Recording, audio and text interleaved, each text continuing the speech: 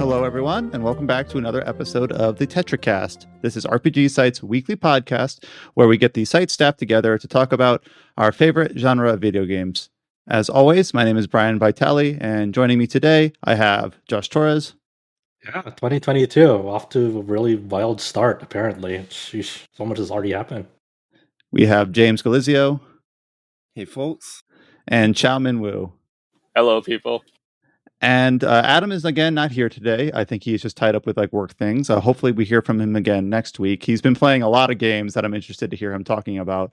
But we'll get back with him when we can. In the meantime, this week has been an interesting week because in the terms of the number of news bits to talk about, it's really not that many, but it is very top heavy with one specific thing that happened this week that is going to basically require a bit of discussion. And that is, of course, the Microsoft acquisition of Activision Blizzard, which it's in itself, there's so much context around that with the allegations surrounding Activision Blizzard, Microsoft's history. I feel like we were just here talking about this with Bethesda. It feels like yesterday that we had that discussion and felt like that going to be top, but here it is again.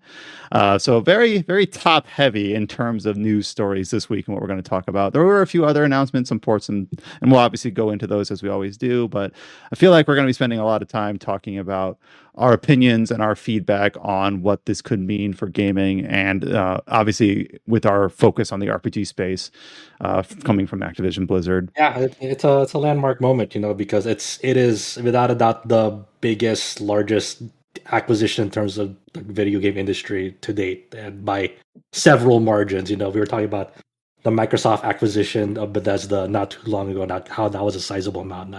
That was insane, and then now you have this amount, and it's like, what was it? 70 billion? It was like $68.7 billion. All right, I was not expecting it to be this disparate. So Microsoft to acquire ZeniMax was $7.5 billion. So almost like a factor of 10, or I guess 9. That's 9 times as much. I thought maybe it'd be double or triple, but no, just it's I can't even put a latch on how much that is. It's just an unfathomable amount of money. Yeah, the wild thing about it is that it makes the Bethesda purchase seem like pocket change in comparison, even though that was still $7.5 billion. Yeah, 7 billion seems like a huge number until you put it next to 70 billion. But we'll get into it. So obviously for this week, in January, we've kind of discussed it's been a slow month for RPGs. I mean, it's January. That's how it is. We are obviously looking forward to Pokemon Legends Arceus at the end of the month. Obviously, you got to be diligent because there have been rumors of leaks and everything. So if you're, depending on how eager you are for that game, you're either A, potentially already playing it, or B, allowing yourself to get spoiled. But it doesn't come out officially until the 28th. So we might talk about it next week because we'll be recording the day after it officially releases. Or maybe the week after. I know we have a few people on staff eager to talk about it, so I'm sure we'll have a ton of cool discussions on that in the coming weeks.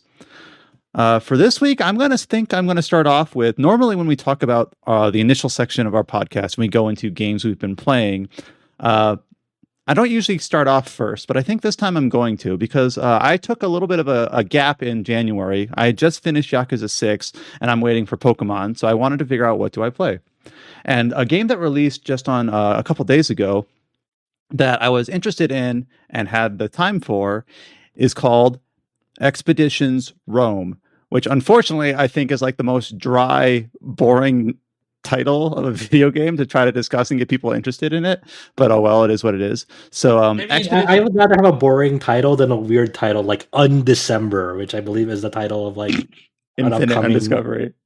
Yeah, it's like a isometric action RPG coming to mobile and PC or something.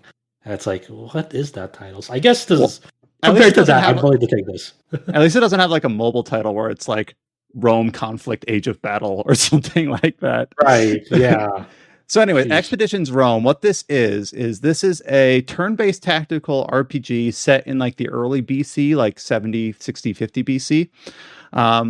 During the a war between Rome and Pontus, the Third Mithrandic War. It's a period of history that I'm actually not well versed in at all, or if I did learn about it, it was decades ago and I've forgotten it.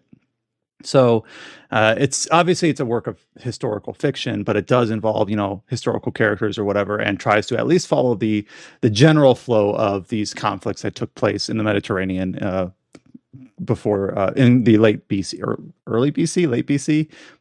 I don't know how the correct way to say that. It's kind of got two phases to it, or two kind of disparate halves. One of which, this is the reason that I was interested in trying this game out in the first place, is that it has a gameplay mode that is very similar to something like Divinity Original Sin, where you have a series of 5 or 6 party members, basically written characters with their own quest lines, dialogue choices, classes, abilities, and you control them on a tactical grid, and you go through combat encounters and kind of form a strategy based on each character's strengths or weaknesses, what sort of role they play in battle, everything like that. And that part is I think, I don't know, pretty standard. It does remind me a lot of the Divinity games, like I said. It does, I think, do a lot of cool, interesting things with its weapon system, which I might get into. But before I do, it also has a part of the game that plays a little bit like a diet 4X strategy game, or at least what I imagine a 4X strategy game plays like Crusaders, Kings, or Stellaris. I've always been interested in those sorts of games, but I've never felt like A, I'm maybe not smart enough, or B, don't have enough time to really like sink my teeth into those. But this has basically a part of the game where you control a legion of troops, which is like 3,000, 4,000, 5,000 troops. And you have to like keep up, your level of rations and your medicine or your currency. And you basically go across the map capturing outposts and defending your own forts from invaders and things like that.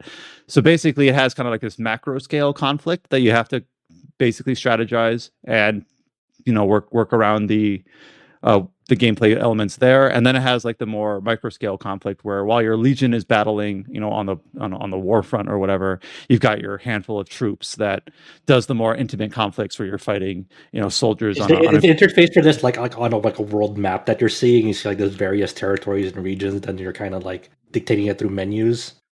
Yeah, so the legion thing is all menu based and it's all UI, and it feels a little bit weird because I think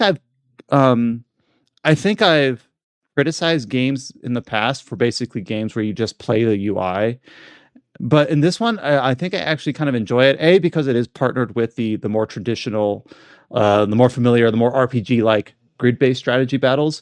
And then just alongside of that, you've kind of got this element of the game, which is more, you have your little markers on the map and you're moving them around, and you have to keep track of your resources and manage how many troops you have, and make sure that your morale is high and your troop count's high or whatever. And what this is actually kind of reminding me of is something that I criticized not too long ago, late last year, was the Crusader battles in Pathfinder Wrath of the Righteous.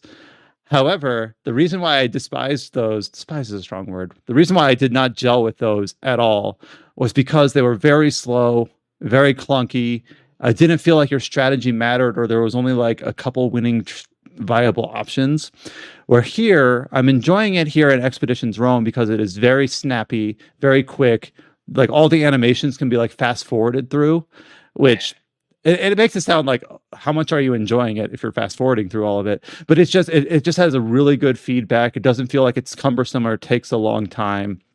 And it's got some nice artwork and some UX where basically I guess I'll just start with this section of the game. You have a legion of troops and you have a fort that you basically build yourself up, which is that's a very classic RPG thing. We've seen that in a ton of different games where you have like a home base and you slowly build up your armory and your workshop and your legionnaire tent or whatever. And you can even like create like baths for your soldiers or whatever to help improve morale and things like that. And then you take them across the map and you'll basically have like an indicator of the strength of your legion versus the strength needed to overtake a certain outpost or a certain location. And you'll move your legion's pin over to it, and it'll give you basically some RNG on saying like, here's your likelihood of success, here's your likelihood of suffering a major injury or whatever, here's how much loot you're probably going to get and things like that. And then you kind of select some basic stratagems where it's all out offensive, you're more likely to win, but you're more likely to suffer injuries, or pincer attack, where it's going to take more time and you might suffer more casualties on your troops, but your commanders are you're still more likely to emerge victorious, and things like that. So it's a little bit like playing percentages, and kind of, are you more interested in winning the battle quickly or winning the battle with as few casualties as possible? Things like that. And it's just very snappy, very fluid. You end up doing this pretty frequently, so it's good that it is snappy. The only thing about it that I kind of walked away disappointed from is on the normal difficulty. It has like easy, normal, hard, and like Iron Man or something like that. On the normal difficulty, I always kept finding my resource values, like my food, my rations, my number of troops. You do also, just as a sign of the times, have like a list of slaves, servants that you kind of like it's treated like a resource, and all of those. Yeah, what it is, and then all of those numbers I kept finding, even though I wasn't like strategizing very hard, like kept creeping up and up and up, where it almost felt like it wasn't balanced quite properly, or I never had to worry about, did I have, well, I'm in the second act of 3 of the game. So I haven't finished it, but I put like maybe 20 hours into it. But all of those like resource values, I almost feel like I'm not engaging with the tactical or the strategy as much, because they keep creeping up and up, and I'm not really trying very hard to do that. Like, oh, I have plenty of food, or I never have to worry about how much money I have, because I'm just obtaining enough just by naturally playing. Yeah, that's finding the right balance in a 4X game is like so difficult, because if you have too much of everything, it feels like, as you said, it feels like everything's pointless, because you've already have met these requirements.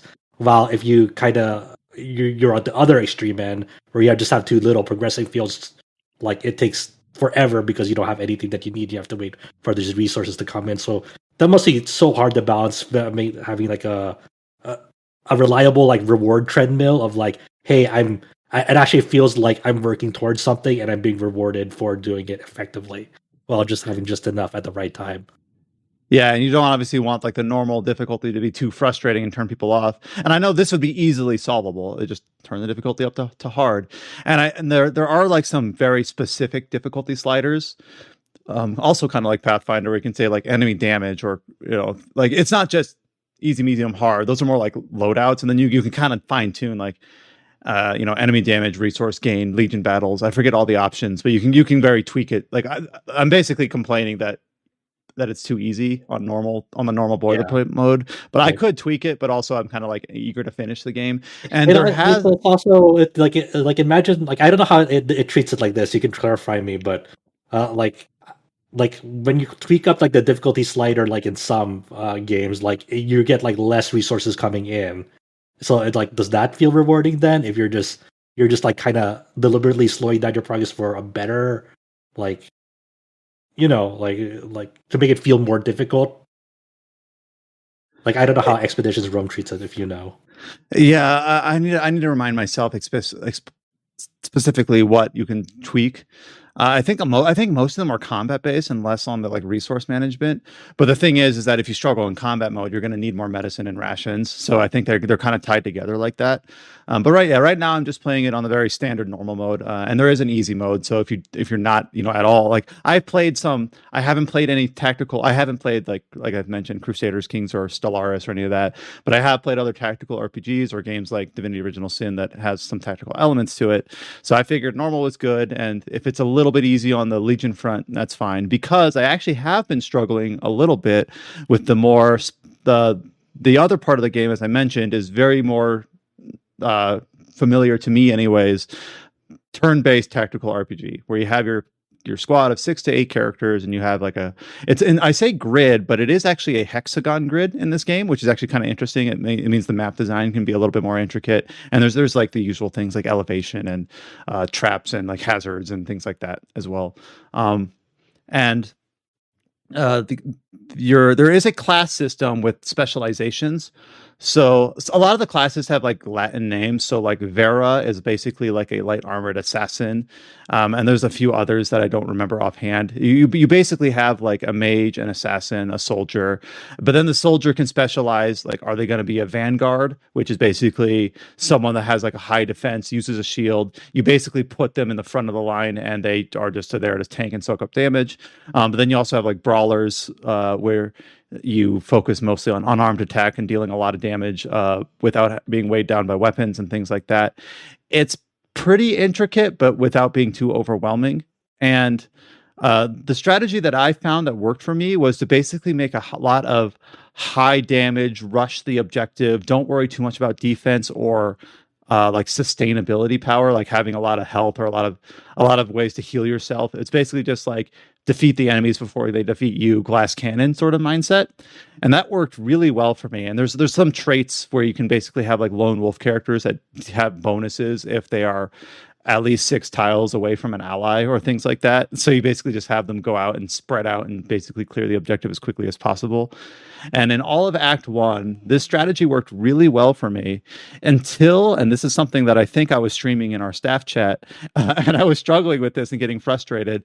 At the end of Act 1 of this game, Act 1 is the war between Rome and Pontus, which is, I think, like a Persian empire that was on the north side of the Mediterranean at this time. And you end up having to string together a lot of battles in sequence and not heal between them, which for me, that I didn't have characters with a lot of health, a lot of armor, a lot of staying power, or a lot of ways to heal. I was so used to playing glass cannon where it's like, great, now do 5 battles in a row with your glass cannon army. And I'm like, oh crap. It didn't work very well. So eventually I made through by like dealing with like a lot of like, basically I did the equivalent of using a lot of elixirs. I used a lot of like bandages and a lot of like healing consumable items or things like that, because I didn't really have any healers or medics on my team. So yeah, I learned the hard way that my strategy was not applicable to all situations.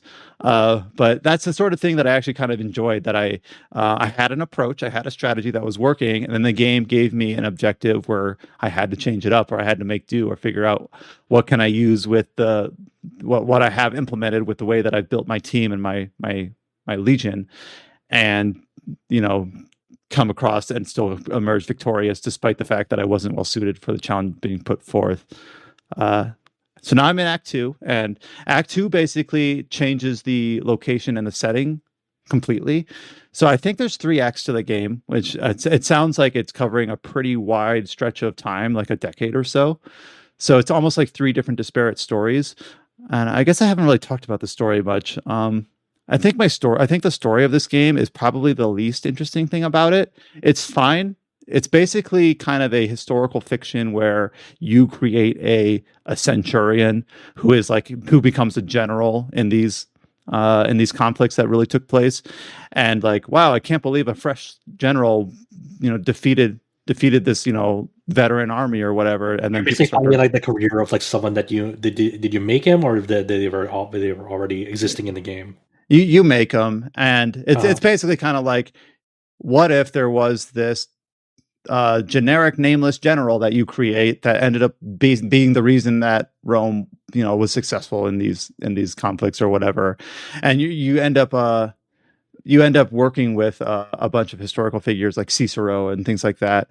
And it reminds me of the Dynasty Warrior Empires games where you like kind of make like a nameless person, and then like they fought over China and like during the 3 warring periods era, and then that's. Or I was actually thinking kind of like Neo, where it's like the warring states period in Japan. So you see like Nobunaga and all that, but also like this half yokai demon happened to be there and was very important or whatever. The one thing about this, I don't want to get too much into the mechanics because that would just be kind of dry, I think. But one thing that I think is really interesting is that, so each class that you pick in this game can wield a different set of weapons, like spears, pikes, swords, shields, daggers, things like that.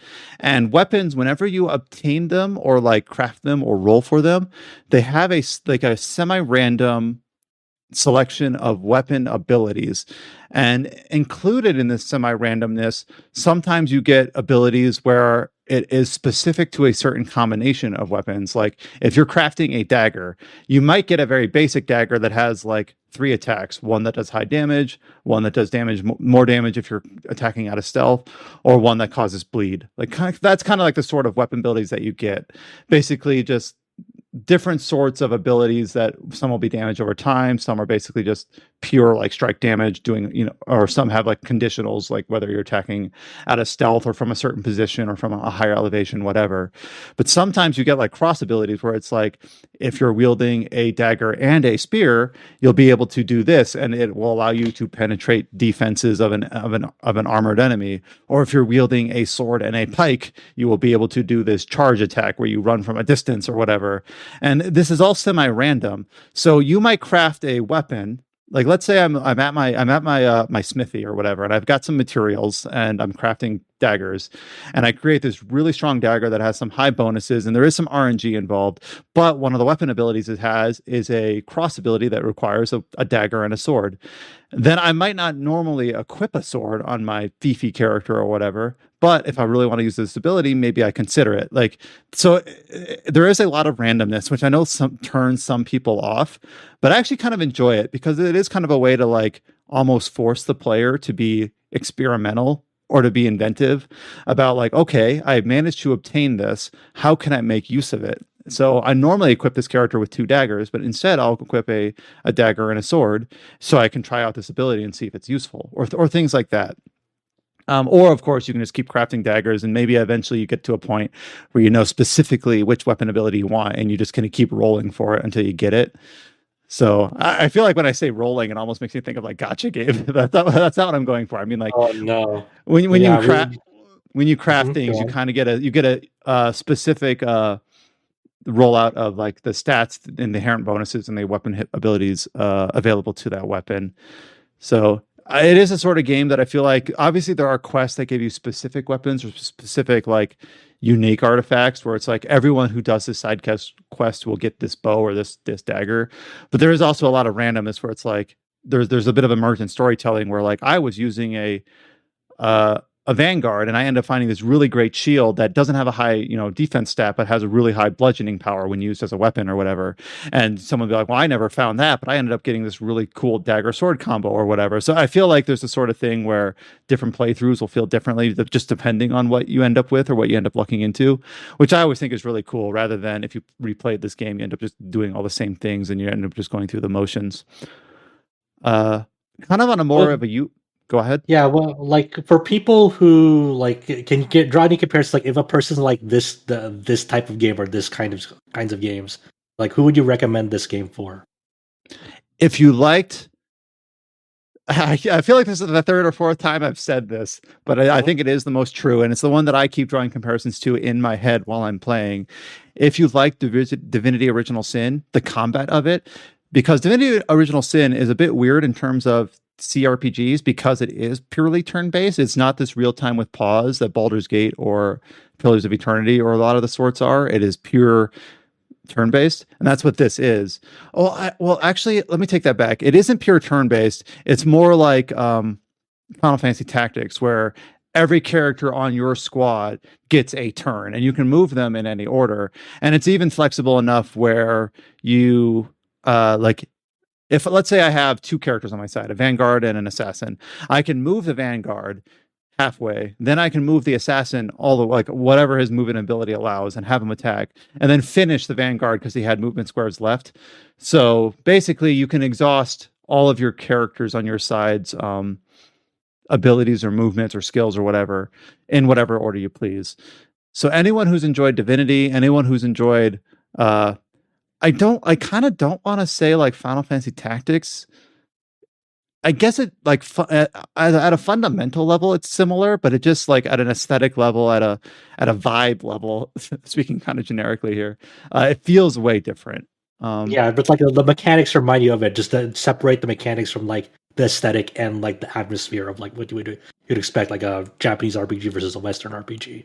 And I will say though that like if you're looking for a really passionate, powerful, world-shaking story, it's not here, not because the story here is bad, but it's just a little bit more functional, where it's like we are sieging this town. We have to send a group of soldiers to infiltrate and destroy the town's catapults or whatever.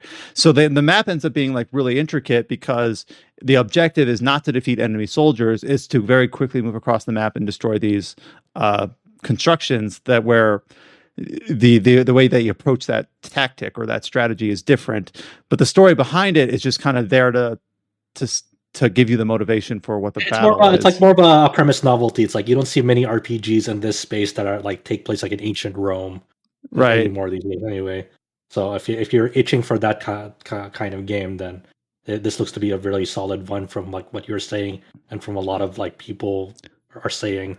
This seems to have like a it's very held in high regard right now throughout reviews and to people playing. So this seems to be a good solid one of these.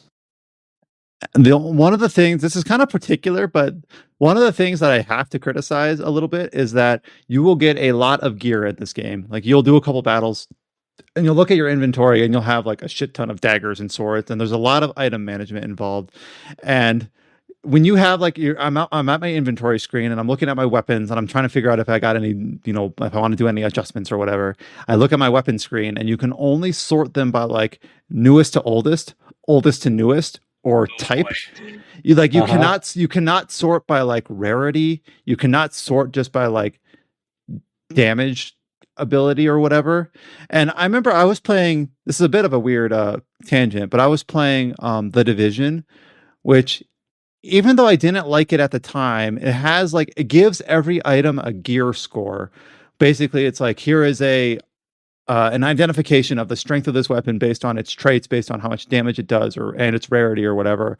And even though I thought that was very formulaic, I almost kind of wish like there was something like that here, because you might end up, like if I'm looking at all my spears or whatever that I picked up, some of them, like there's a rarity tier, like there's worn spears, there's regular spears, there's good spears, and there's pristine spears or whatever, kind of like your blue gear, your red gear, your rare gear, and your exotic gear or whatever from your typical Diablo-esque gear thing. But then like each of them has like a tier where it's like, here's how much damage it can do, or like this one has these specific bonuses or these specific bonuses. Like no comparison between like your current equipped gear and the one that you want to swap you to? You can do that at the very least. You can like say like, how does this compare to your current equipment? And I'm never the sort of person that just says like, a lot of times in a JRPG you'll have like an auto equip where it's just like focus attack or focus defense or balanced or whatever. And even though I would never use that, I feel like in order to sell this game, I feel like I wish it had that option or something like that. Or I just felt like they could add more capability in terms of like the gear management, because you will have to enjoy micromanaging to some extent here to play this game, which I do, which is fine, but I know not everyone does. So yeah, I'm going to keep playing through this. One thing that I have enjoyed is that when I went from the first act to the second act, so the first act takes place in the Mediterranean and the second act takes place in Northern Africa. And I've noticed that a lot of the gear, like the types of weapons that you end up collecting or acquiring or being able to craft, is different. So it actually like sells the idea of you're in a different place now or whatever. Like the environment has changed. So that is like a nice attention to detail where it actually kind of makes you more motivated to say like, I wonder what sort of enemies I'm going to encounter in this act, where it doesn't feel like it's just continuing the same story. It's almost like a separate chapter of a larger like mini series almost. Do you have a sort of like idea like how long this game is? Let's see. Well, it has 3 acts, I'm pretty sure. I've played it for about, I think, 15 hours. So I'm gonna guess like 40 to 60 hours. So it's nowhere near like Pathfinder or something. No, it feels like it's gonna be briefer than that. So yeah, like 40 to 60 hours or so, and it depends on how much you do probably. But I haven't finished yet. But yeah, it's I think it released at a really good time. If this released in February, I would have totally ignored it completely. And so yeah, I'm stretching out for my wheelhouse a bit. I just figured like I've always mentioned that I've wanted to play like I feel like I'm a broken record on these podcasts where I say like I want to make time for this or that or this, and where this one's like fuck it, I'm going to do it. Just why not? And it's a little bit different. It's not something I normally play, and I'm enjoying it a fair bit. And hopefully it was interesting to listen to. If it's the kind of the same boat for you guys, where it's not something you normally hear get talked about on our podcast. I like talking about it. Yeah, and I know I've been playing it in the staff chat, and people like Chow have been watching me play it. So at least in that way, they're experiencing it a bit. I will probably write up a review for it. I don't know to what extent or like how, there's, I don't know yet, but like, it depends on kind of, I guess, on how I feel when I get to the end of the game. but I at least wanted to give its due diligence here because I'm not really engaged in the combat by watching it, but I am kind of invested in the choices you make for the story perspective. Yeah, and it does have a bit of that. And yeah, tactical RPGs sometimes can be hard to sell, like on a video form, because a lot of it is just planning out your strategy or whatever, and it's not very flashy. It is kind of dry, but it is enjoyable to play it. I mean, I'm having a good time, and to be honest, as soon as we're done recording this podcast, I'll probably just jump right back into it. So last week, I know that both me and Josh talked a little bit about the PC release of Monster Hunter Rise. On my end, I have not made enough time to get back to it because I've been playing Expeditions Rome. But just Josh, I know that you've already played Rise and that you've kind of just like you mentioned last week how you're repeating sort of what you've done, only maybe changing up your weapons with the PC version of the game. Are you still working your way through that, or have you pretty much completed it? I'm done with Rise. I'm at HR 120 now because I was like doing grinding out some other weapon sets, but I'm pretty much where I want to be before Sunbreak comes out this summer, and thank God that's a simultaneous release for the Switch and PC version. But so I was like, okay, well, Rise Rise doesn't really have that much content when you know what like you're kind of doing. So my friends and I were itching, like, well, we still want to play Monster Hunter, but Rise isn't really giving us, there's nothing left for Rise for us for the time being. So we're like, you guys want to play Generations Ultimate? We're like, that does have a shitload of content. Generations Ultimate. I was gonna ask, which one is Generations Ultimate? Is that the 3DS one? That's the basically the compilation of like it released on Switch, but this like has like pretty much is that the one that was called Cross? Yeah. Oh, okay. Yeah.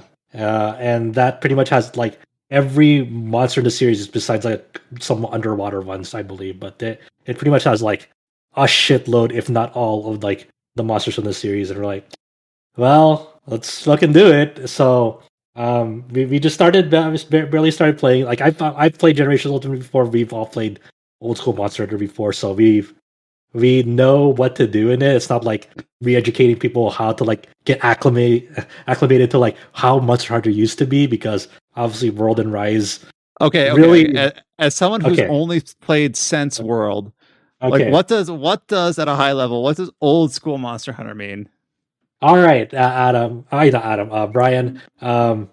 There's no things aren't separated into zones. There's loading screens in between like the map that you're in. They're all separated like zone 1 through 9 that you see like on the map in World and Rise, like they have numbers by them. Yeah. But there's no seamless transition to the zone. There's like a loading zone. Here's part 1, here's set zone 1, zone 2, zone 3, and you have to travel through them through loading screens. There's no like pathways to them. I don't know if I like that. When you're mining, like gathering materials, you have to buy the pickaxes. Yeah, there's no infinite pickaxe. And those have durability when you're mining stuff. Your whetstones, those are consumables. So there's no infinite whetstone. You have to buy whetstones, and if you want to sharpen, you have to like consume one of those whetstones. I think actually sounds pretty. I don't know if I like the zone thing. That to me just seems like a technological limitation, where the whetstone and the picks seems more of a design consideration, where it's like, hey, you gotta make sure you're outfitted properly, rather than just the game saying, don't worry about it, you're good. Generation Ultimate wasn't built for the Switch. It's basically a port of like the 3DS game, but that 3DS can have like a shitload of them. So it's just finally bringing it to a console. Other things. You have to make sure to paintball the monster to know where it is once you encounter it, because when you go to the map, you have no idea where it is. And when you get to the map, it'll be all blacked out, and you have to remember to get the detailed map from the pickup chest that'll actually give you the map of the zone. Until then, everything's blacked out. And then when you encounter the monster, you have to make sure to paintball it, because it'll go off to other zones, and sometimes it's not clear like if they fly off to another zone. Like, if you don't have a paintball on them, it won't show you on the map where they are at all. So the paintball gives them a little pink dot on your map that says where the monster is. I Yeah. I don't like the zone thing. I love this it says weird. It's weird for me to say don't like or like when I've never played it. I don't like the idea of the zone thing. I like the idea of the managing your like pickaxe or your gathering resources. The paintball thing, I think I'm okay with the convenience of just tracking the monster. I don't know if I would. I don't know if I would miss that. But I'm Let's also kind of see. speaking like hypothetically here. Yeah.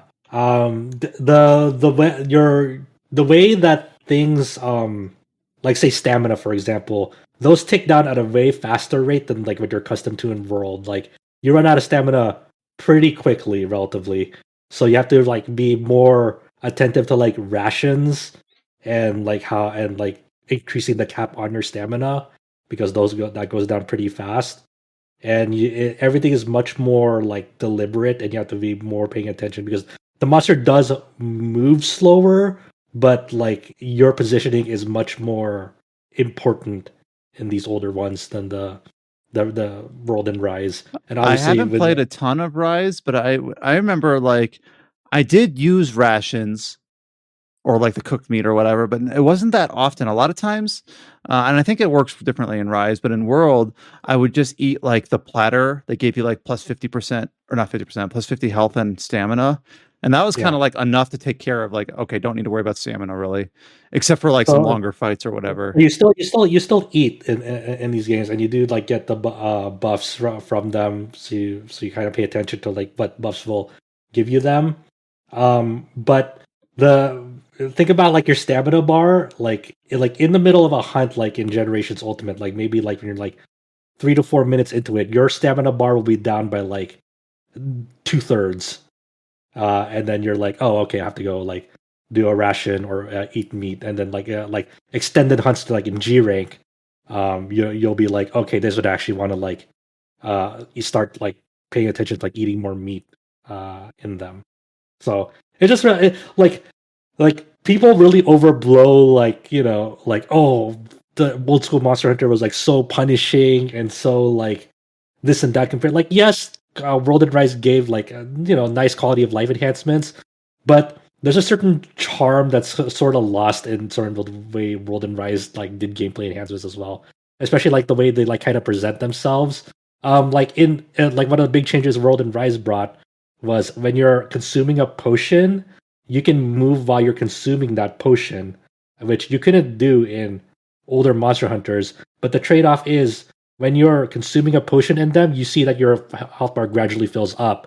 So your health is actually filling up to full or whatever that consumable heals your health for. While in Generations Ultimate and older Monster Hunter games, you consume a potion, but you cannot move during them. But once you're fully done consuming them, it'll automatically just put it uh, refill your health instantly. It's not gradually filling up So to that. it's discrete or What's whatever. that? It's discrete and not continuous. I'm using like mathy Yeah, terms. yeah. And then what people will trip up is like for when you're consuming those as well in the older ones, like you do a flex after them, like a flex animation that like kind of takes some time to do as well. So you really have to be deliberate on like where you're using potions. Meanwhile, in World and Rise, they just have to pay attention to it, but you can still like move around in them as well. So I it's just And the reason for that is that the old games, because of those loading zones, the trick was always just get behind the loading zone, drink your potion, then hop back into the other loading zone. yeah. So there's just the way that the older games present themselves. Like World and Rise are much more serious in tone, while in older ones, it's kind of more fun and playful. I would say the way I would describe them, which is it was nice, and like I missed that from older Monster Hunter, and like the prep that you do for them is like it's cool that like you do have to like remember, oh hey, we're going into this type of zone, bring like your cold and hot drinks, or if we're gonna go do a lot of like mining in this one. It's like expedition tour. Make sure to bring a lot of pickaxes uh, for this one, and there's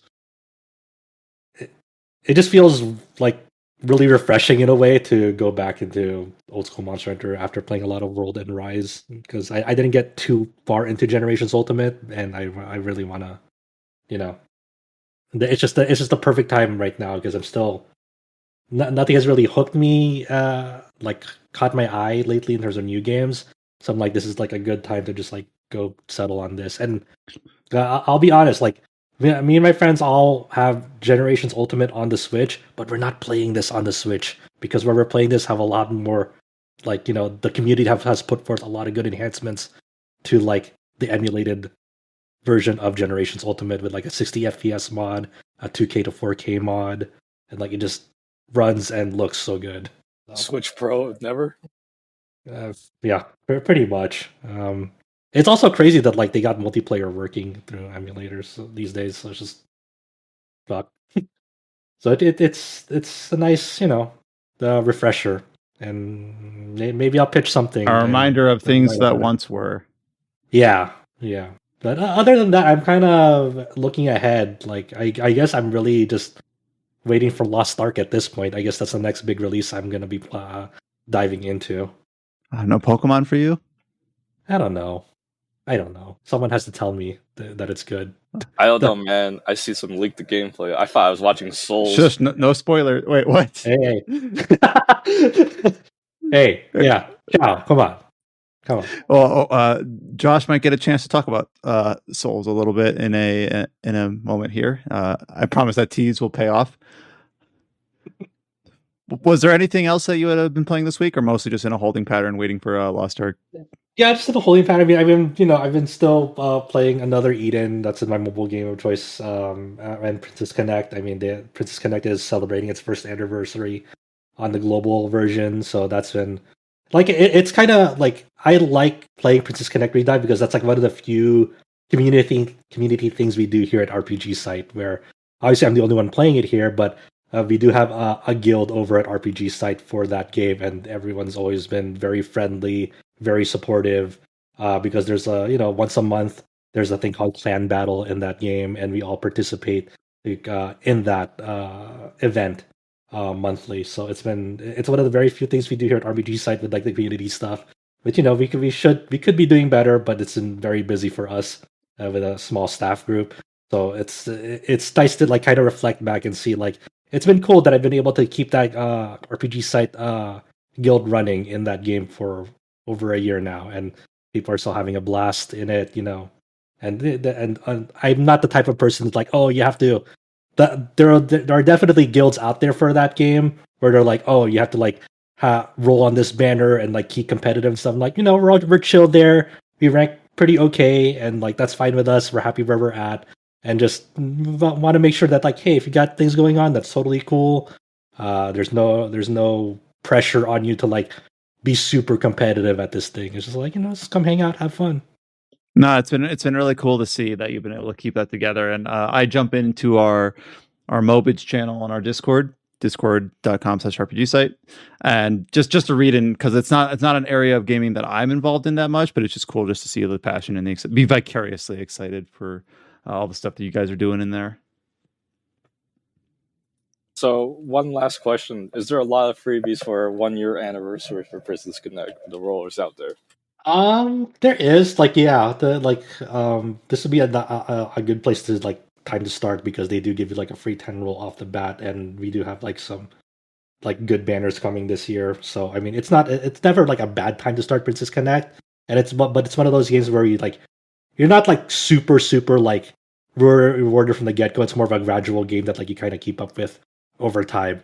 Like the freebies are nice, but like you accrue those over time rather than like given to you all at once. And the way that character progression works in that game is something that like you don't have to be super like always on top of. You just do what you can and progress at your own pace leisurely.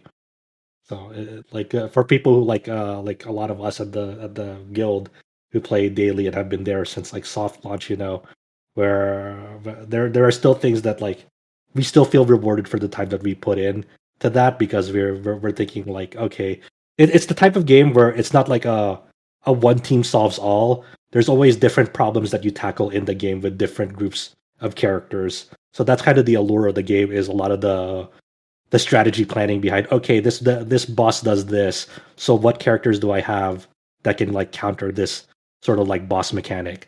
So that's kind of the nice things about it from a gameplay perspective is like there's always different problems to solve with new content coming out, and it's like okay, we know in Japan that bosses came in that did this mechanic, so we're starting to plan around like ahead of like okay, we're gonna start thinking of teams and characters to build up that have these certain skills that will counter this mechanic later on.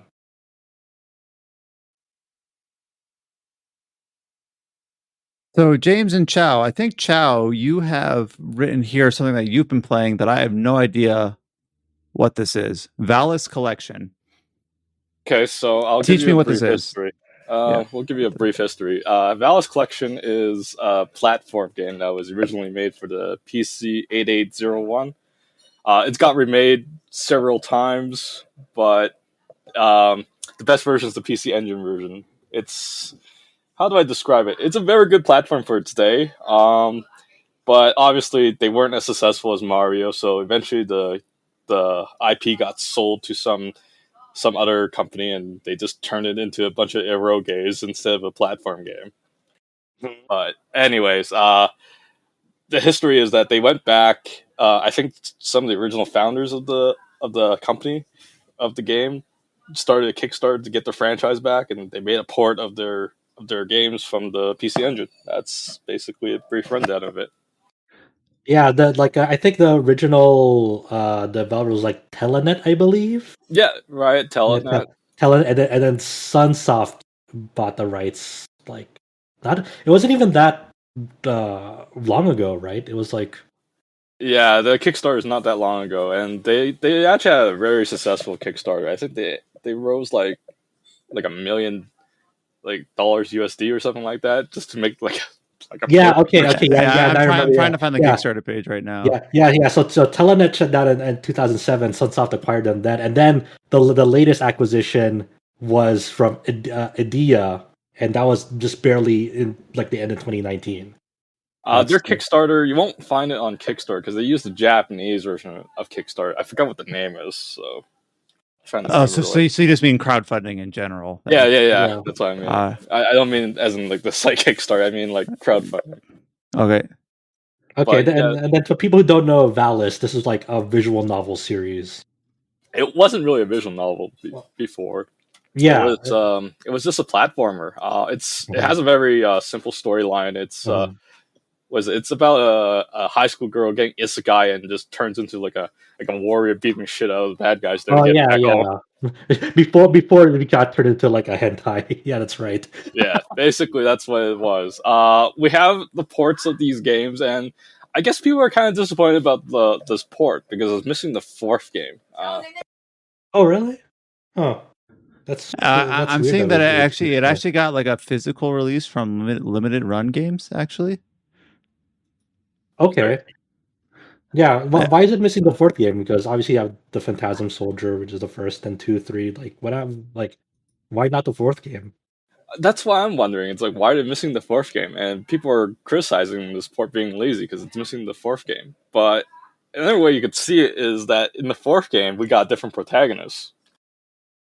So, but it's weird because there have been like releases of Valis that does have the fourth game, like the compilation releases. Like yes, there was a compilation release on the PC back in the day that had the fourth game, and now everyone's just wondering why didn't they port the fourth game? It's not like it's hard to find the ROM for it, and the already got emulator that plays PC Engine games on this port, right? So why is the fourth game missing?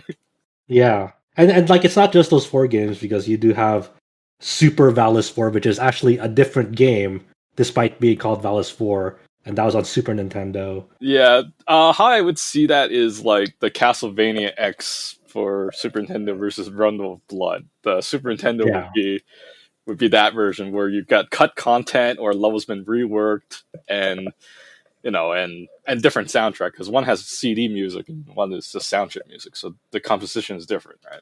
Yeah, and then they had like an SD. What was it called? There's an SD Valis, but I forgot what it's there's called. an SD Valis for the Genesis, where you play like a chibi version of the protagonist going through things. It's like a retelling of the original game, just with chibi. I was thinking, it was like, is it a remake of 1 or 2? I'm trying to remember. I think it's 1. I think one has like the most popularity that they've remade it several times. So if you bought this collection, one is the best game out of this collection because this is actually like it's like fourth remake or something like that, right? Versus the other two is just like they're straight up, like number two. It's like what's it? Like Ys. It's like this is like Wonder of Ys. Yeah, I'm sorry, Chow. I got to shoot you down here. I did research. Like as you were talking, it is a remake of 2, not 1. For Oh, yeah, yeah. But it's Sid of Valis because I was trying to remember the name of it. But yeah, but it's one of those things. It's like so. Okay, I guess it's weird that it's missing form. Nonetheless, this new release. Do they have any? Have they announced any plans to like revisit Valis 4, Super Valis 4, and like I don't know where this is going. It has this very successful crowdfunding campaign, so I'm just wondering like where direction of the series go. Are they going to remake another game or make a new sequel again? I'm just curious. I mean, they recently have Has there been any like announcements of like this coming out of the Switch? It's like it was gonna come out to other platforms or just the Switch? I just heard it just for the Switch, but Weird.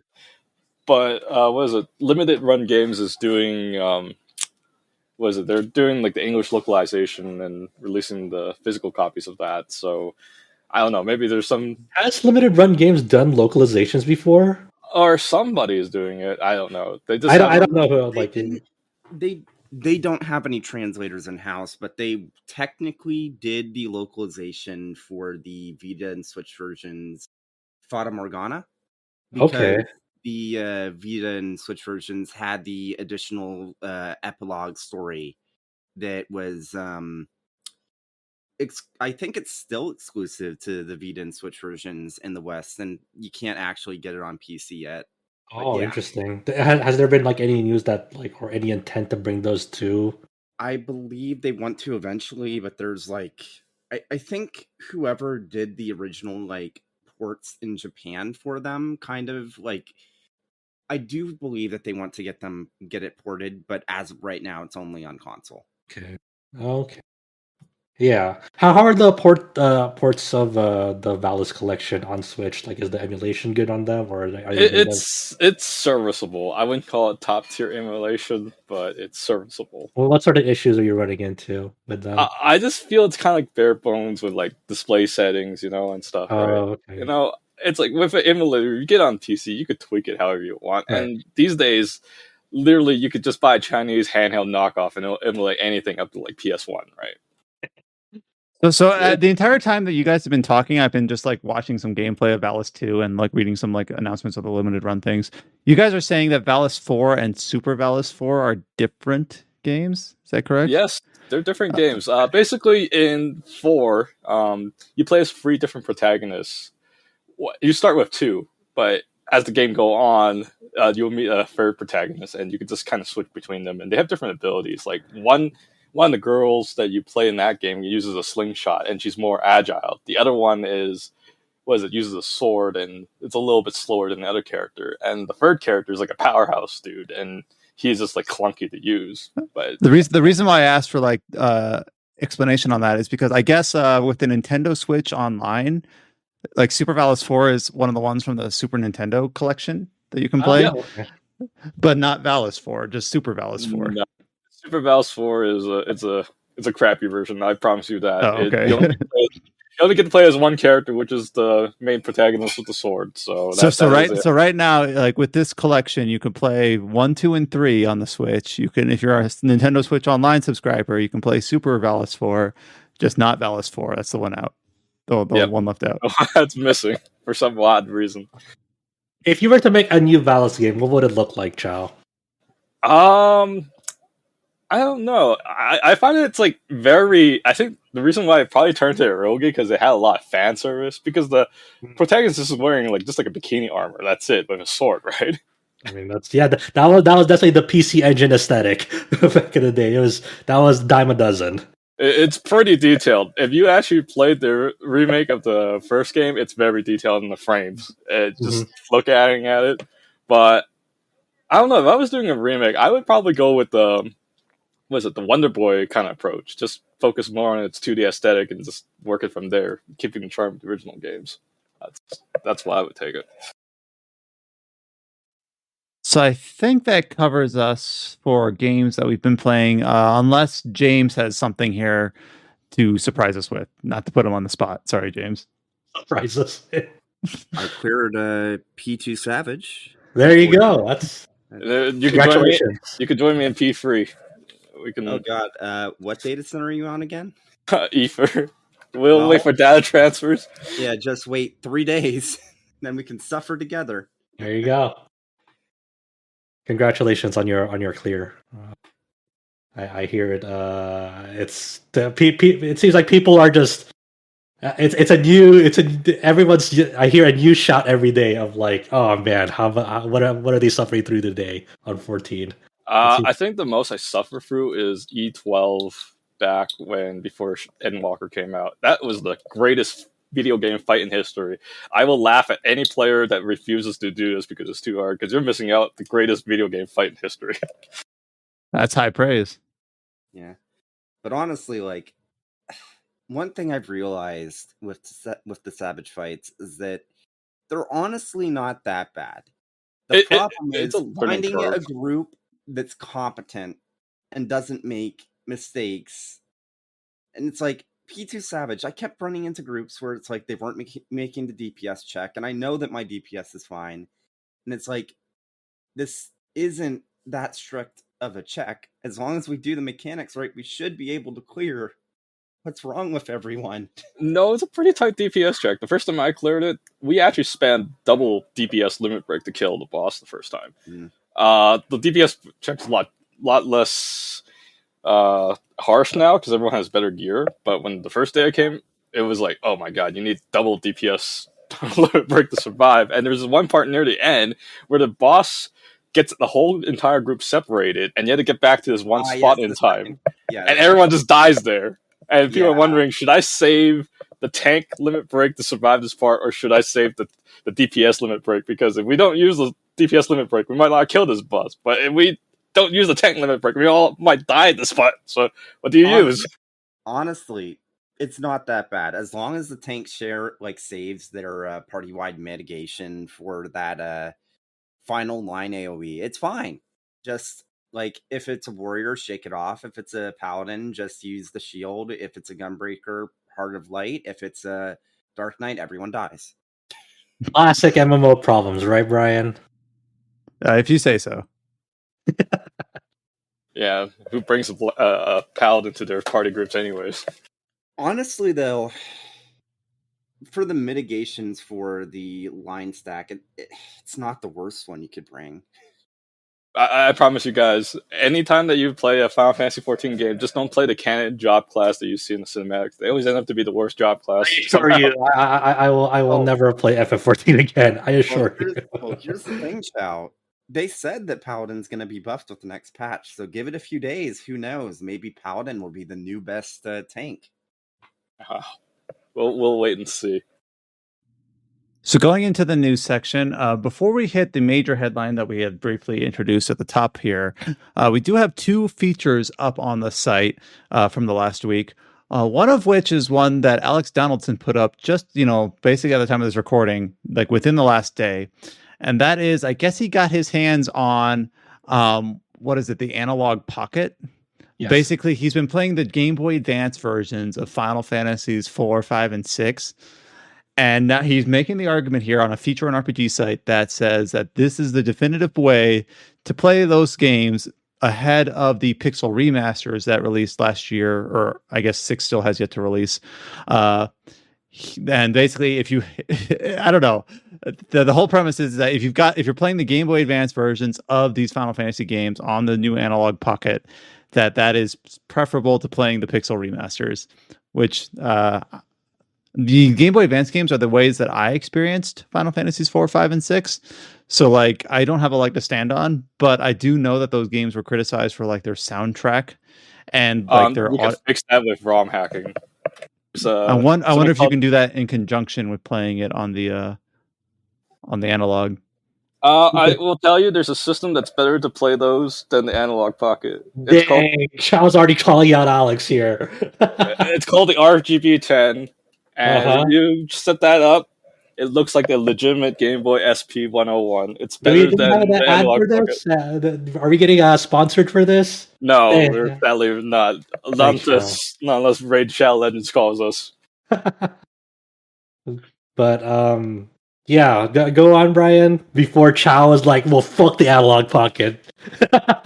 I don't know. Well, It just it's seems, not. it just seems like a very specific, like, so obviously, like, Alex's opinion is his opinion, and you should go and read it because it is interesting to say, like, here's an alternative, because obviously, like, the Pixel remasters are only on PC and mobile, like, they're like, so here's maybe an alternative if it's something that you were interested in the Analog Pocket anyway. It's just one of those things where it's like, maybe it's time for another playthrough of Final Fantasy V because I have the GBA cart or whatever. Like, I was just gonna say, if you can patch these games, there will be the most definitive version to play. That's in my opinion, because you could get the Super Nintendo colors without having the game looking washed out, and you could get the sound somewhat restored to what they sound like in Super Nintendo. Because I think that's my biggest issue. If you're just playing the legitimate version, is just the soundtrack is too downsampled that it doesn't sound like how you remember it. So is the age-old problem of these games don't have a definitive version, except for like this really narrow niche of like, if you play an edited ROM of the GBA version on an Analog Pocket or whatever Xiao's alternative is, that's the definitive version. It's not convenient, but there it is. I mean, all it takes is a Google search. It wouldn't be that hard. Yeah. Sorry. So that's a feature up on the site, and it's always cool to get a chance to talk about those games. And we're going to be talking about Final Fantasy VI. I'm sure once it's the crux of this, like we're burying the lead with Alex's thing, but like the main thing he's pitching forth is like, hey, the advanced versions have a lot of content that was not in the mixed pixel remasters versions. They had a lot of add-ons to them, like the Dawn of Souls stuff in Final Fantasy 2 and the new jobs in FF5 and the extra espers in FF6. Like it was just one of those things. It's like, hey, these are really cool additions that we wish the pixel remasters had that obviously do not have. And what you're getting out of that is, there's less game in those pixel remasters, but they did a really great job at like remastering the OSTs for them. Like a lot of these new remastered versions are like, they're awesome, but you do get less content because the pixel remasters, like the crux of the pixel remasters is, hey, the content is like from the original releases of the classic FF games. But can you even say that's true? Because how FF1 and 2 kind of got their system a little bit reworked, sort of. I mean, yeah, like you're totally right. Like from gameplay mechanics, they were very much overhauled, and definitely not as difficult as they were back then because of the way they updated the gameplay systems. And they're still waiting for FF6 Pixel Remaster as well. Should be out in a few weeks. Yeah. And the other feature up on the site in the last week is one that Josh put together. And this is coming off of the rumors of the potential new entry of an Armored Core game in that series, which I have only played 2 of, but I know Josh has played more and had some thoughts on what a new Armored Core game might look like and what it might not or should not look like. So Josh, how excited are you for the potential and possibility for a new game in the Armored Core series? I mean, either way, I'm excited to see like what it looks like. If the rumors are true and From Software is making the Armored Core series a bit more like their Dark Souls series, like I'm interested to see like what their ideas are in doing that. I'm just in this feature that I wrote up is, for me personally, I don't know how that comes together while keeping what I like about Armored Core as Armored Core, because there are definitely things about Armored Core that I enjoy, and like part of that series' identity. Just to quickly sum it up on here is like part of it is like the mission based structure and how the soundtrack complements the gameplay structure of that game, because like they're very simple games in terms of like plot. You're part of this mercenary group, and they're very versatile about like the way that the missions that they're able to kind of accept. And the way the storytelling is done in those games, like, it's very not up in your face. It happens in the background as sort of like you're experiencing the events of like things unfolding, instead of like looking back as some sort of like big exposition about how things are unfolding in that game.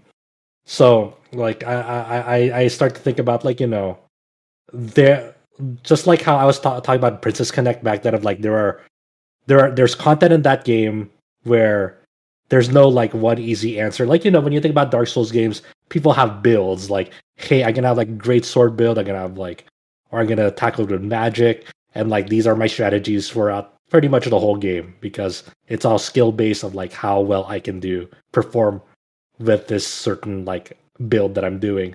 Well, in Armored Core, especially the older ones, you don't have like a sort of one build beats all. There'll be certain like missions or certain roadblocks in your way that you kind of have to accustom or tweak your parts and tackle it in a different way than you would like in sort of previous missions.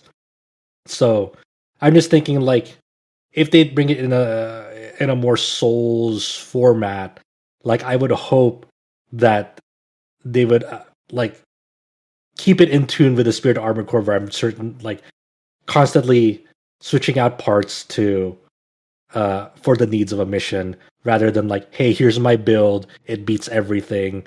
And that was certainly the case, like, with certain like Armored Core 4 and on. There definitely builds were like, well, I this thing can beat everything, and I'm like, I don't really want that out of like Armored Core. I want something where I have to constantly improvise and compromise uh, to suit the needs of a mission.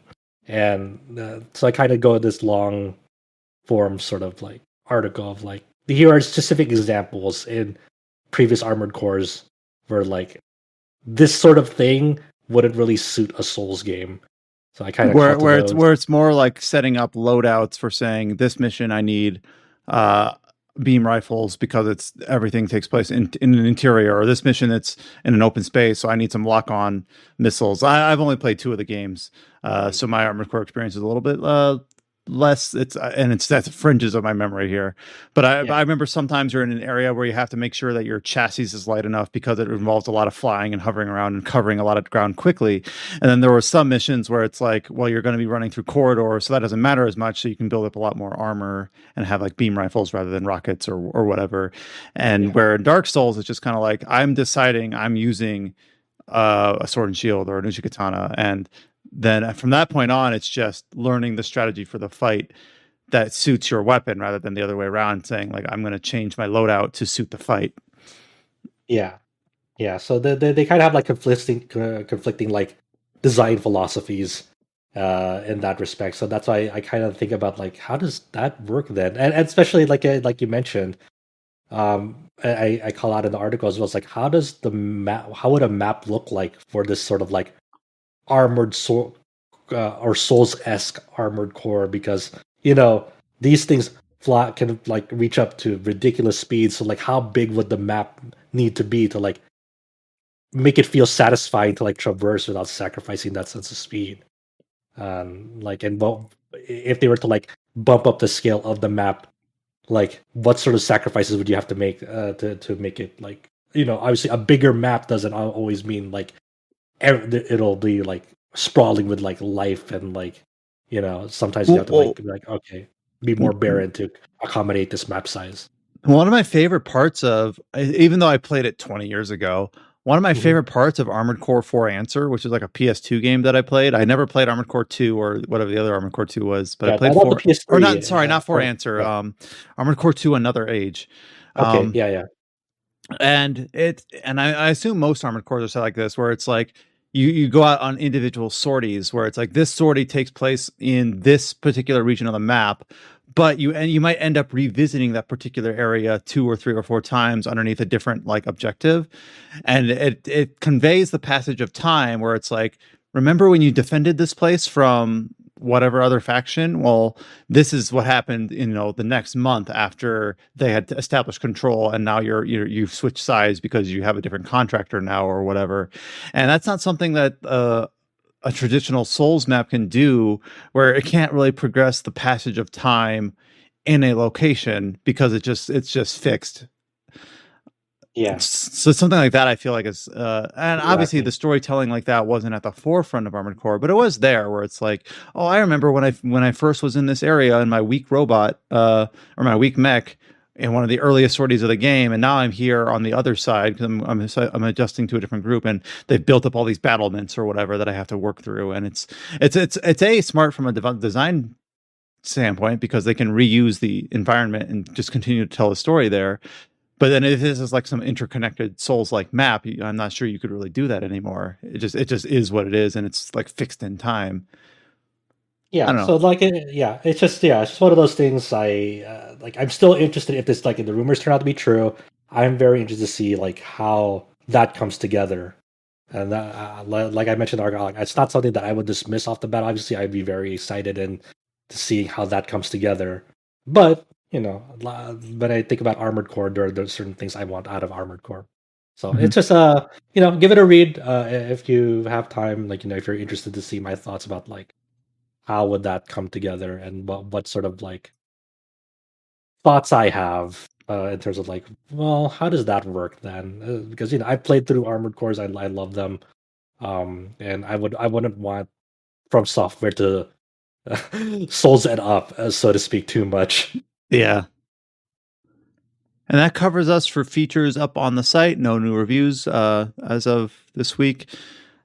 And we'll jump straight into the big headline that we've already alluded to and already kind of discussed about a tiny bit. And that is that on the Xbox Wire news feed in a new blog post, CEO Phil Spencer has announced that Activision Blizzard and King will be joining Microsoft's gaming division with a new deal to the tune of about $70 billion that will complete, or that is planned to complete in 2023, which would basically put these properties underneath the Xbox Microsoft banner: Overwatch, Diablo, Call of Duty, World of Warcraft, anything Warcraft, Candy Crush, and StarCraft. We already talked about how this compares to the Bethesda deal, which seemed like such a huge thing at the time, but somehow was dwarfed by this. And this is, of course, coming across on the heels of all of the turmoil at Activision Blizzard about the accusations of impropriety, harassment, gender inequality, and things like that. So I don't know about you guys, but despite the fact that this Activision Blizzard acquisition announcement is so titanic, like I feel a bit numb to it at this point. Like I don't know if like the fact that we've seen this already with first Obsidian and Exile like 2 or 3 years ago, then Bethesda a year ago, and now this, despite the sheer dollar quantity being so ginormous compared to that, it's about a 10x. Like the Bethesda deal was what, 7 billion, and this is 70 billion. Despite that, like at this point, I just feel like I don't know if it almost seems even less interesting to me. Like, of course they've got Activision Blizzard. Like, I feel almost numb to it at this point. I don't know if you guys feel the same, or if you guys are latching onto it more strongly just because that the scope and the scale of these things has just continued to increase the amount of corporate consolidation. I woke up to it. I was a Tuesday or Wednesday morning. That was I woke up and I was like, and that was the first thing I saw. I was like, oh my god, really?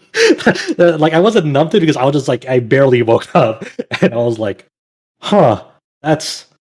In a way, I was like, I wasn't sure if it was real at first. I was like, that's crazy. That's weird to think about. So early on, and I was like, they've taken up so many properties under the umbrella now of Microsoft, that is, and thinking about like, what does that mean?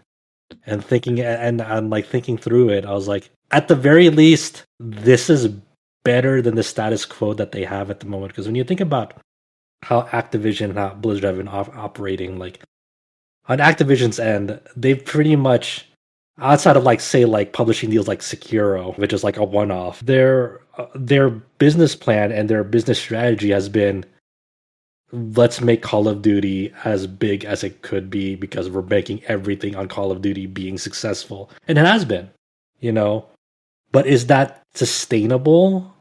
I don't know. As someone who doesn't play Call of Duty, I used to still always felt like that I had a good latch on the yearly releases. Like, oh, this is the Call of Duty game this year. Like around the time of like Advanced Warfare and then World War Infinite Warfare, like early 2010s, and then like the new World War II game. But then as soon as Call of Duty Warzone released, I feel like I no longer know like, was there a Call of Duty game last year? Because Warzone was a year and a half ago. Vanguard. Like for some reason, I like even though I don't play those games, I always used to feel like I knew what was going on. But now that the fact that they're making they're both, to me, it seems like they're having annual releases while also really leaning into the games as a service thing. So to me, it's just really muddied. Like, are people right now, Call of Duty fans, are they playing Vanguard or are they playing Warzone? It's both. Both are incredibly successful. I hear more about Warzone, but I'm sure Vanguard it still has a very, very healthy population of people. But that's the weird thing. It's like Activision doesn't really have anything else under their umbrella besides Call of Duty these days, and it's very. I imagine it's very, very hard in their current strategy to like push new games through, because I imagine upper management is like, will it be as successful as Call of Duty? And obviously, if you're a developer there, it's like, well, no. But you have to like concoct an argument to them, or a sort of pitch that says it will be as successful as Call of Duty to get your project through, and you have to include different ways and different systems and different ways to monetize it to be as successful as Call of Duty. Even though it's not going to be as successful as Call of Duty, you have to pitch it that it'll be as successful as Call of Duty. And that sucks, that obviously stifles, innovation. It stifles the types of variety because Activision has so much IP under their belt. Like the ways they had to like pitch, like how are you gonna pitch like these Tony Hawk remakes, under them, and that was a miracle in itself to come together and release, because it wasn't Call of Duty. So with this, and Phil Spencer has already come out and said, like, under us, I do want to reevaluate and revisit old IPs, and that's something that's pretty cool, because we would like to see other things besides Guitar Call Hero. Of Duty under Activision. Yeah, Guitar Hero. Bring back Plastic Instruments. See if that'll make a comeback. Hexen, and obviously more Tony Hawk. Bring back Neversoft, and that's an interesting thing to think about under Microsoft. Is if when Activision Blizzard King come under Microsoft, will Microsoft be releasing things just under a company or developer name? Like, say the next Call of Duty is just Activision, the Activision Blizzard, just Activision, and then say the next thing from Blizzard, say like Diablo 4, will it just be under Blizzard, not Activision Blizzard, just the Blizzard name? Yeah, so trying to focus this on an RPG slant, like we really only have two avenues here. It's not obviously as clear cut as it was for either Obsidian or Bethesda, which we had a clearly vested interest in. For the Activision Blizzard, it's Diablo and Warcraft. And Warcraft, I never really followed up on like the hoopla with the Warcraft remastered. Like I felt like that crashed and burned from a year ago. But then like it's weird to think that World of Warcraft is a Microsoft, or it will be a Microsoft product now. And it also makes me wonder about Game Pass. Yeah, it makes me wonder about like the future of BattleNet, because Microsoft over the last 2 years has really been trying to like change and adjust their perception on the PC front in terms of their Xbox app and Game Pass on PC, which just got rebranded late last year to PC Game Pass. But then obviously BattleNet is well established and has been for 2 decades.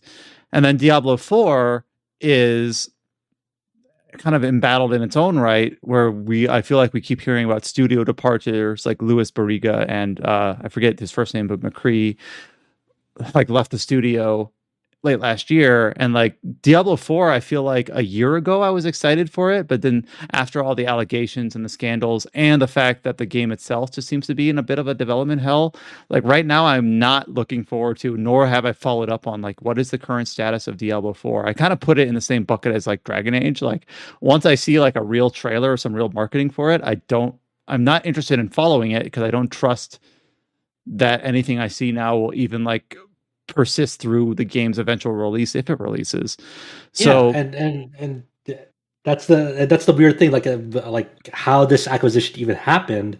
It's just when you think about the state of Activision and the state of Blizzard, like Blizzard had to delay Overwatch 2 and Diablo 4 indefinitely. We do not know when those games will release at this point because of all the departures and the current state of like all the allegations made from the state of California, which have turned out to be very fucking true, and just all this despicable shit that has like been brought forth at Activision Blizzard King. Just all the practices that have come up and all the news stories that have come up, it just has been really, really rotten. And throughout all that, it just their future wasn't looking good, despite Call of Duty reaching once again like record numbers and doing very well, especially on the PlayStation end. Like I think like it was the most sold game last year for PlayStation side. Like just the future of them wasn't looking good. And from what I understand, like felt like from Jeff Grubb from GamesBeat and like Giant Bomb and like the things that he's heard on the inside, like this deal for Microsoft acquiring Activision Blizzard King, like this didn't really come together.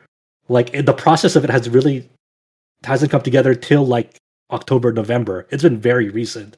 So that's like on the inside, speculating, of course, but like there were meetings that like Microsoft was taking like on Christmas Eve, and it's like, why the fuck are they taking meetings at Christmas Eve, and why is there so many things going on? It's like this is why it was happening, is for them to acquire them, and that's crazy to think of. Like, of course, companies are always speaking to other companies about buying them and acquiring them, and like the people are always thinking about like and having talks about like on the inside of like would you be interested like in buying like being sold to us and whatnot. But I imagine these talks were always happening like for many years now, but for it to come together so quickly, like the actual process of it to just be several months ago, that's crazy if that's actually true.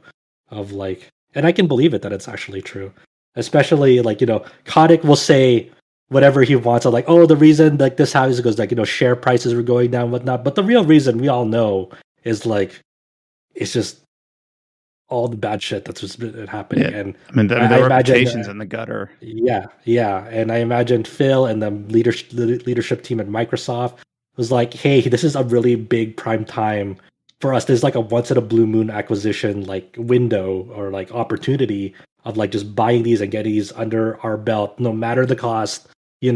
This is like if we don't act on this now, this opportunity will never come again, if not for a very, very long time. So I imagine how it's went down. It's like obviously the board of directors at Activision Blizzard King not in a very happy spot of like where they are at the moment. And it's like, okay, Kotick, what's your fucking price for this?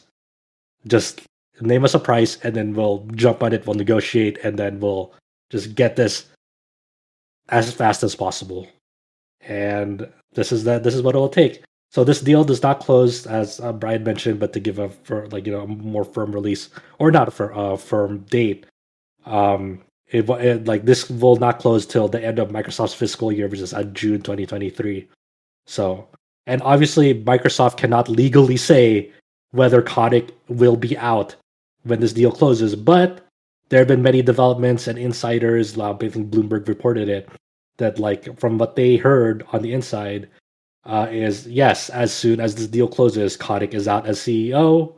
And obviously Kotick himself is not just the problem. Yes, he is a big part of the problem, but obviously leadership at Activision Blizzard King and the board of directors, being Kotick's butt buddies, they are part of the problem as well. So I imagine, hopefully, Kotick is not the only one out. Hopefully, there's more of the upper problematic leadership out as well. Unfortunately, it'll unfortunately involve probably a giant golden parachute. Yeah, but I mean, if it's that or keep them in place, I don't know. Those are the only two options. Yeah. And then dovetailing off of this announcement is that this was like a day or so after the acquisition was first revealed, or the plans for the acquisition was first revealed, is that one of the studios underneath Activision is Raven Software, which works on Call of Duty Warzone. Raven Software has like 300 employees, specifically their QA department, their testing group.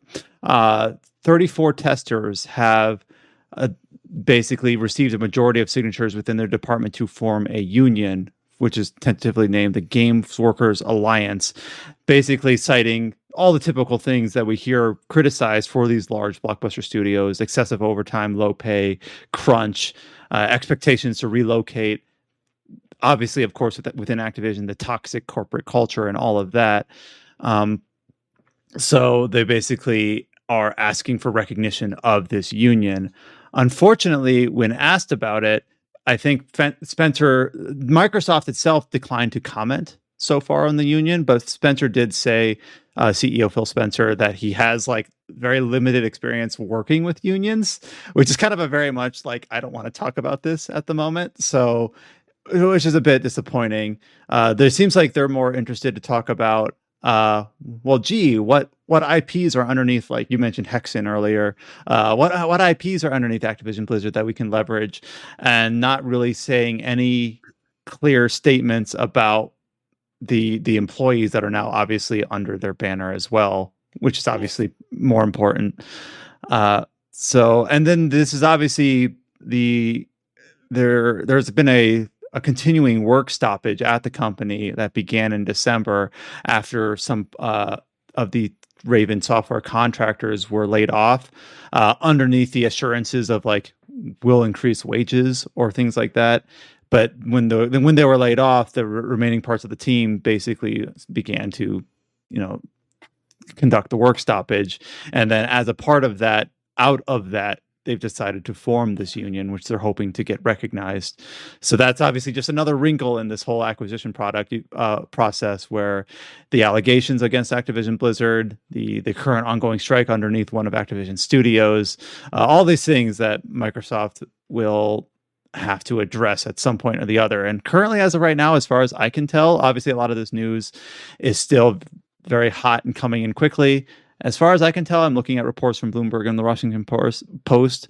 They haven't really addressed the union very clearly, other than like recognizing that the union has made the request to be voluntarily recognized. Other than that, they haven't. Nothing concrete has come out of this yet so far. So, yeah, it's just there's just a lot of things that are just, it's very, very up in the air. As far as like, whether it'll trigger like a monopoly warning in terms of like, can this business deal go through? I imagine it can. I don't think. I think it's very, very, very difficult to like pin this as a threat of a monopoly to Microsoft, because Microsoft could easily just go like pull up Steam. It's like, here are all the games on Steam that are not on under our platform, so therefore it's not a monopoly. Oh, one thing that I also want to clear, that I just read this in one of the Washington Post reports that I think is pretty interesting. They specifically chose the name Game Workers Alliance because it's not specific to their studio or department, under the idea that other parts of the company or other game workers across the country could identify with this union over time. So I thought that was an interesting consideration there of what they're unionizing under. And then Spencer, his quote is, "I'm going to be honest, I don't have a lot of personal experience working with unions. I've been at Microsoft for 33 years, so I'm not going to come across as an expert on this, but we'll be having conversations about what empowers them to do their best work." So kind of like the very safe sort of answer to the formation of the Game Workers Alliance Union. So I mean, that's one of those things, like at least we know he'll be having conversations. He'll be very willing to hear them out. I'm not going to say it's going to be a pro or con for them, but knowing Phil, like, the way he's presented himself, at least is willing, because at least he was willing to at least be honest and say, like, he doesn't know what he's really doing with, like, in terms of like unions. Like, he doesn't have much experience, but he's willing to at least hear them out. Hopefully it leads to something good for the workers' side, and that's all we can really hope for. And I imagine he'll be more willing to take them more seriously than like what the leadership would be at Activision Blizzard King. But at the moment, it's going to be an ongoing development till the middle of next year, and hopefully conditions will improve for the workers at Activision Blizzard King.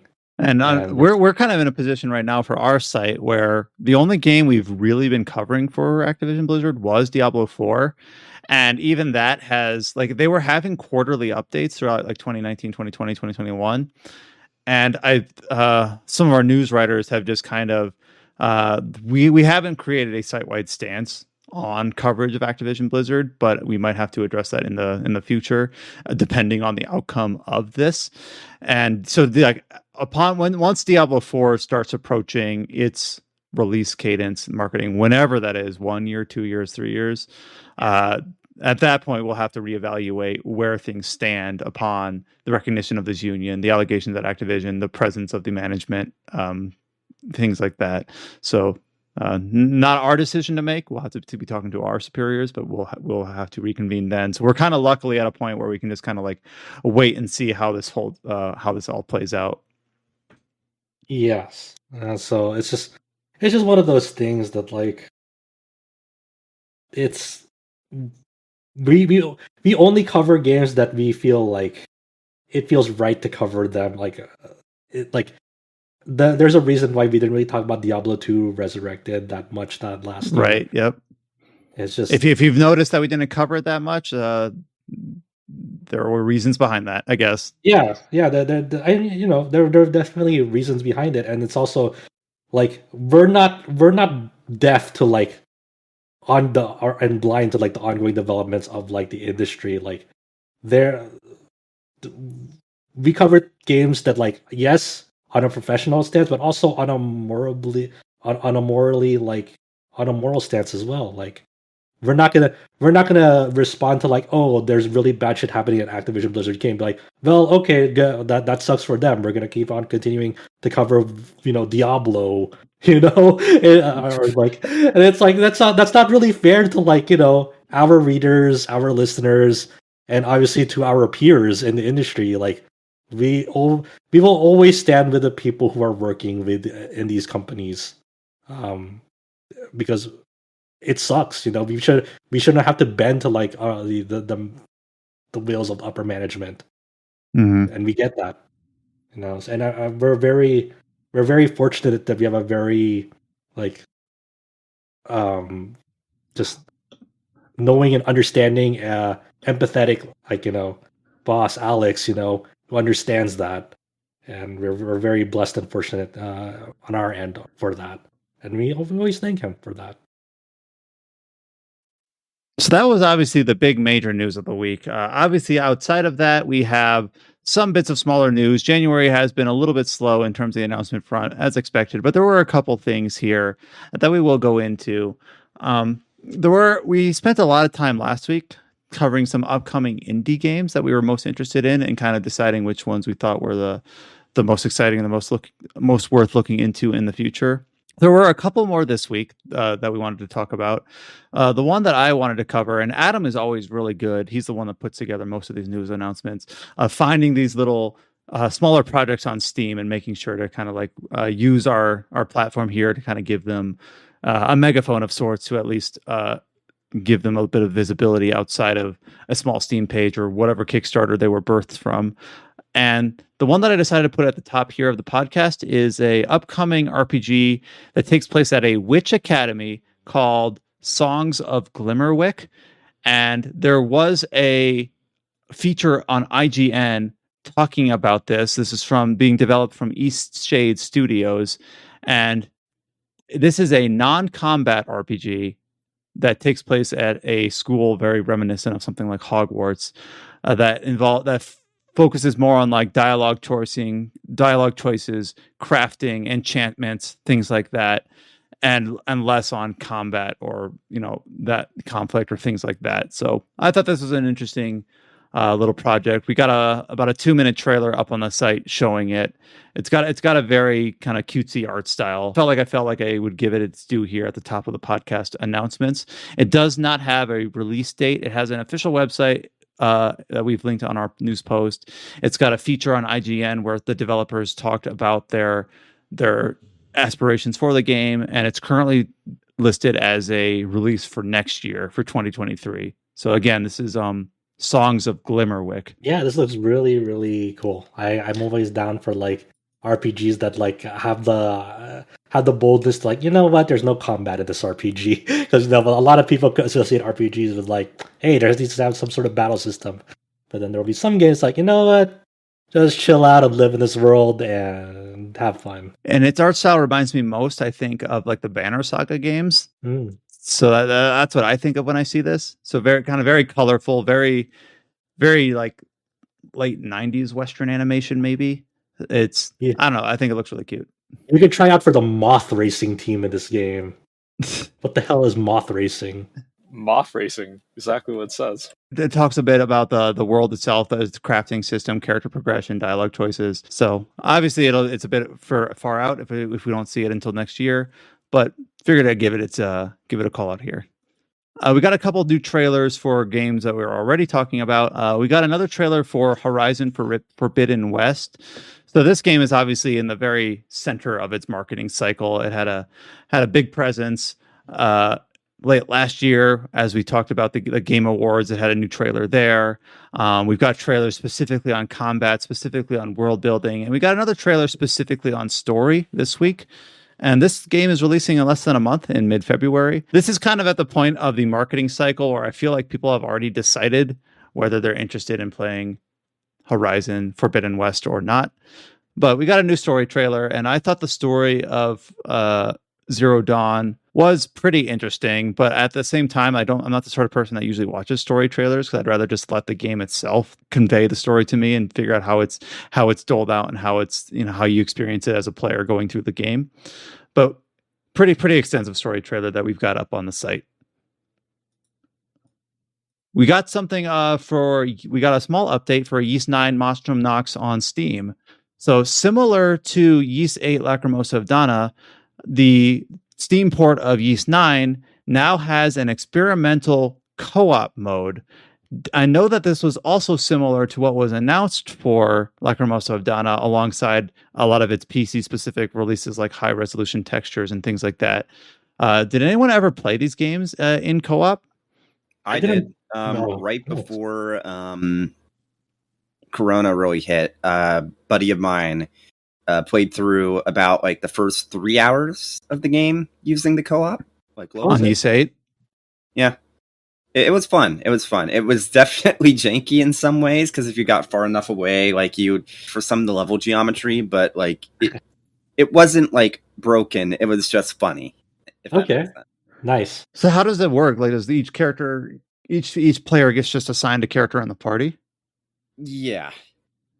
And is it just 2-player or is it 3-player?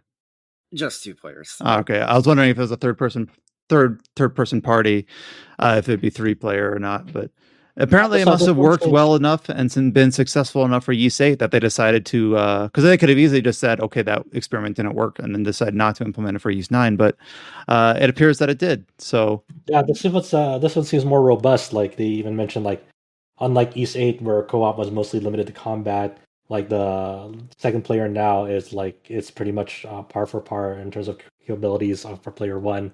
So like they can actually like explore the map, and like with Ys 9 you have a lot of new like movement mechanics with the Monstrum gifts, so they can use that. They can discover and trigger landmarks, enemies, and events, open chests, etc. Like it seems like Ys 8 was limited to just combat for the second player, but now they can just like do as much as stuff as the player one side. So they've been not only just reiterating it but expanding it as well. And that it seems like I watched a trailer for this, and like that seems really, really funny. like it's one of those games like you didn't think it could happen, but then here they come, just crazy. it almost feels like an officially supported mod.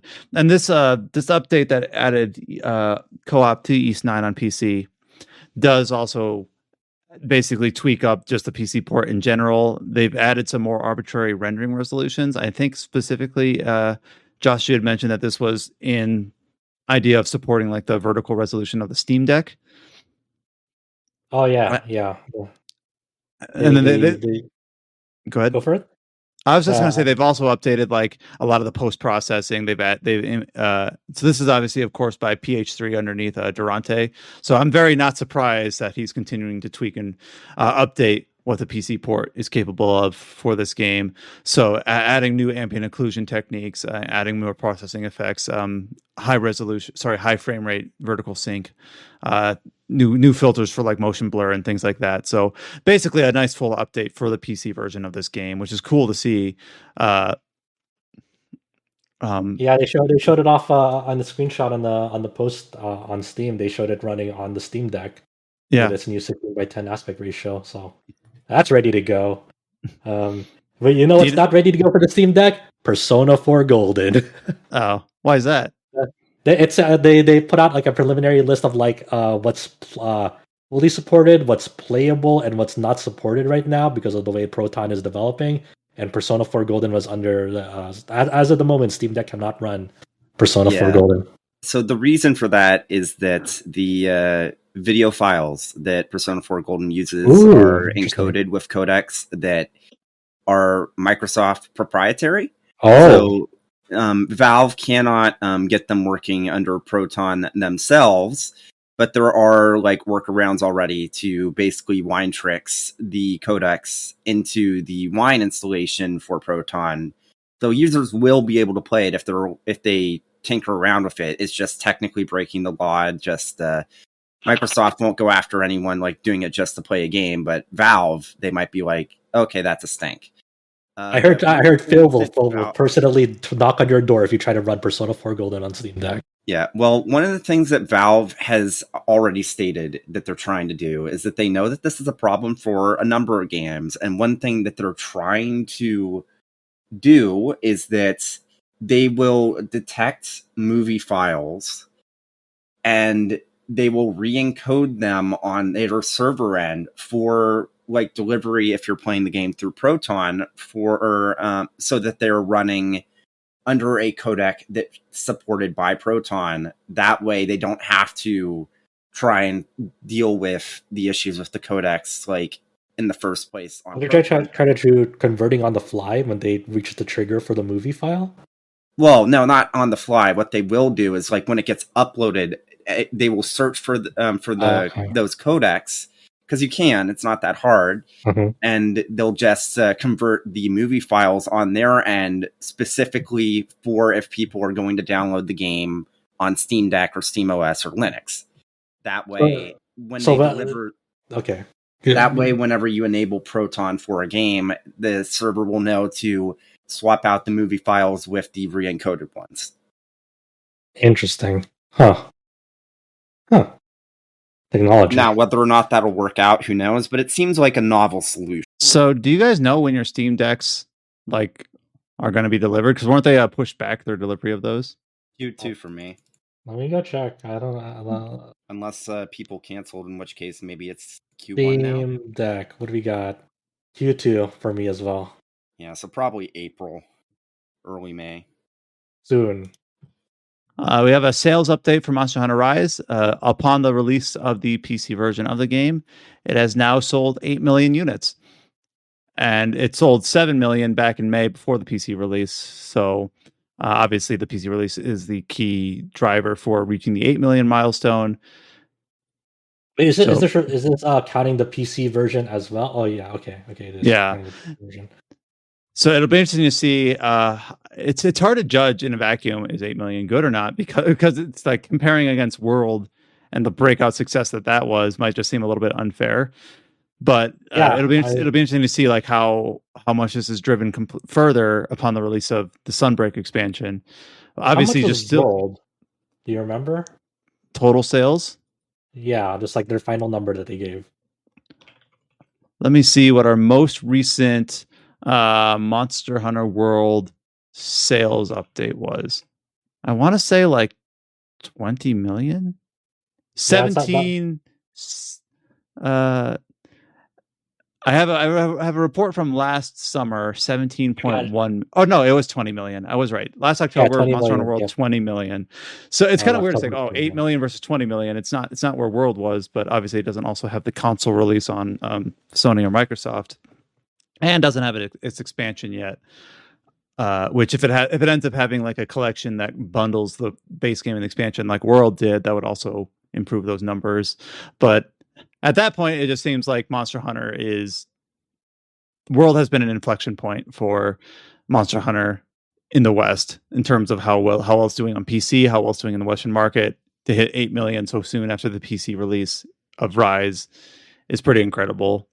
And Give it a month, I bet it will be up to 10 million. I can believe it. I really wonder how well Sunbreak is gonna hit. Come on, Capcom, bring the heat with Sunbreak.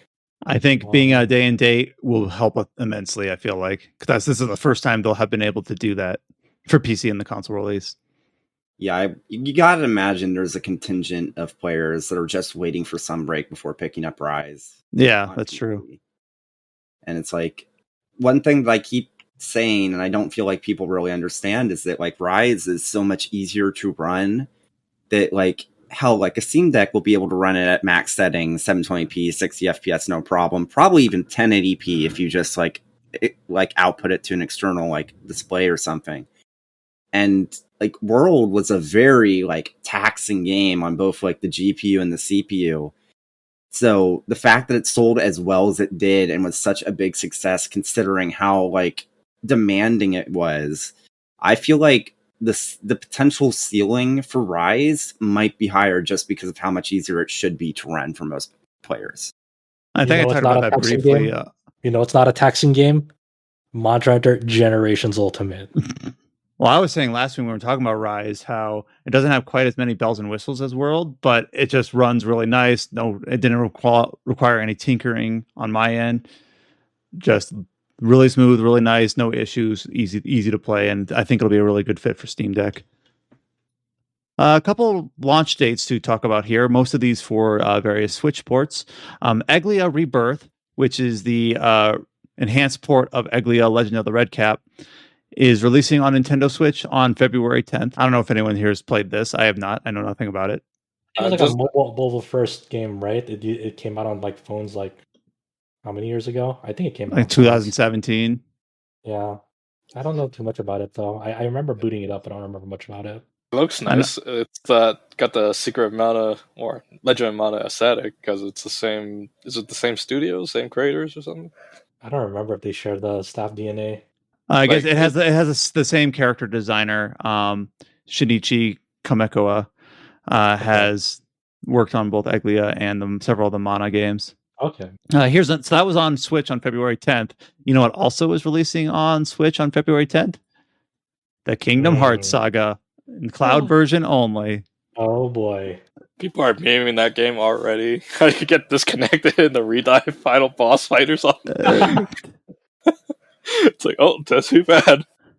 So this was the Switch versions of Kingdom Hearts were announced alongside the Sora addition to Smash Brothers. They're like, by the way, these Kingdom Hearts games are coming to Switch in cloud version.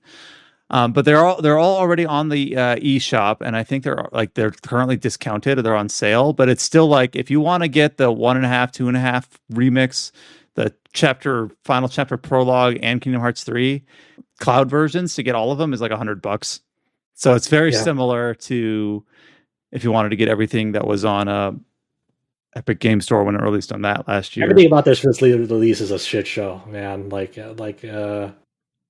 Alex wrote a really nice article summing it up at VG247 of like just it's ridiculous how like they had to get cloud version. I mean, we mentioned this when it was announced on the Switch as well back then, but like just having the Kingdom Hearts 1 and 2 having be cloud versions on the Switch, it's like just there's no work being put into these games aside from just like making sure it runs on the cloud for the Switch. Like and it is a fair point that the Osaka studio is probably working on the next Kingdom Hearts and they have their hands full, but man, like they should just like outsource these to somewhere else and have them run natively. Like run some of these games natively, like obviously like the older ones. I can understand how Kingdom Hearts like 2.8 and 3 couldn't run natively on Switch because obviously they're very demanding games on the Unreal Engine. And they were designed up for the other consoles.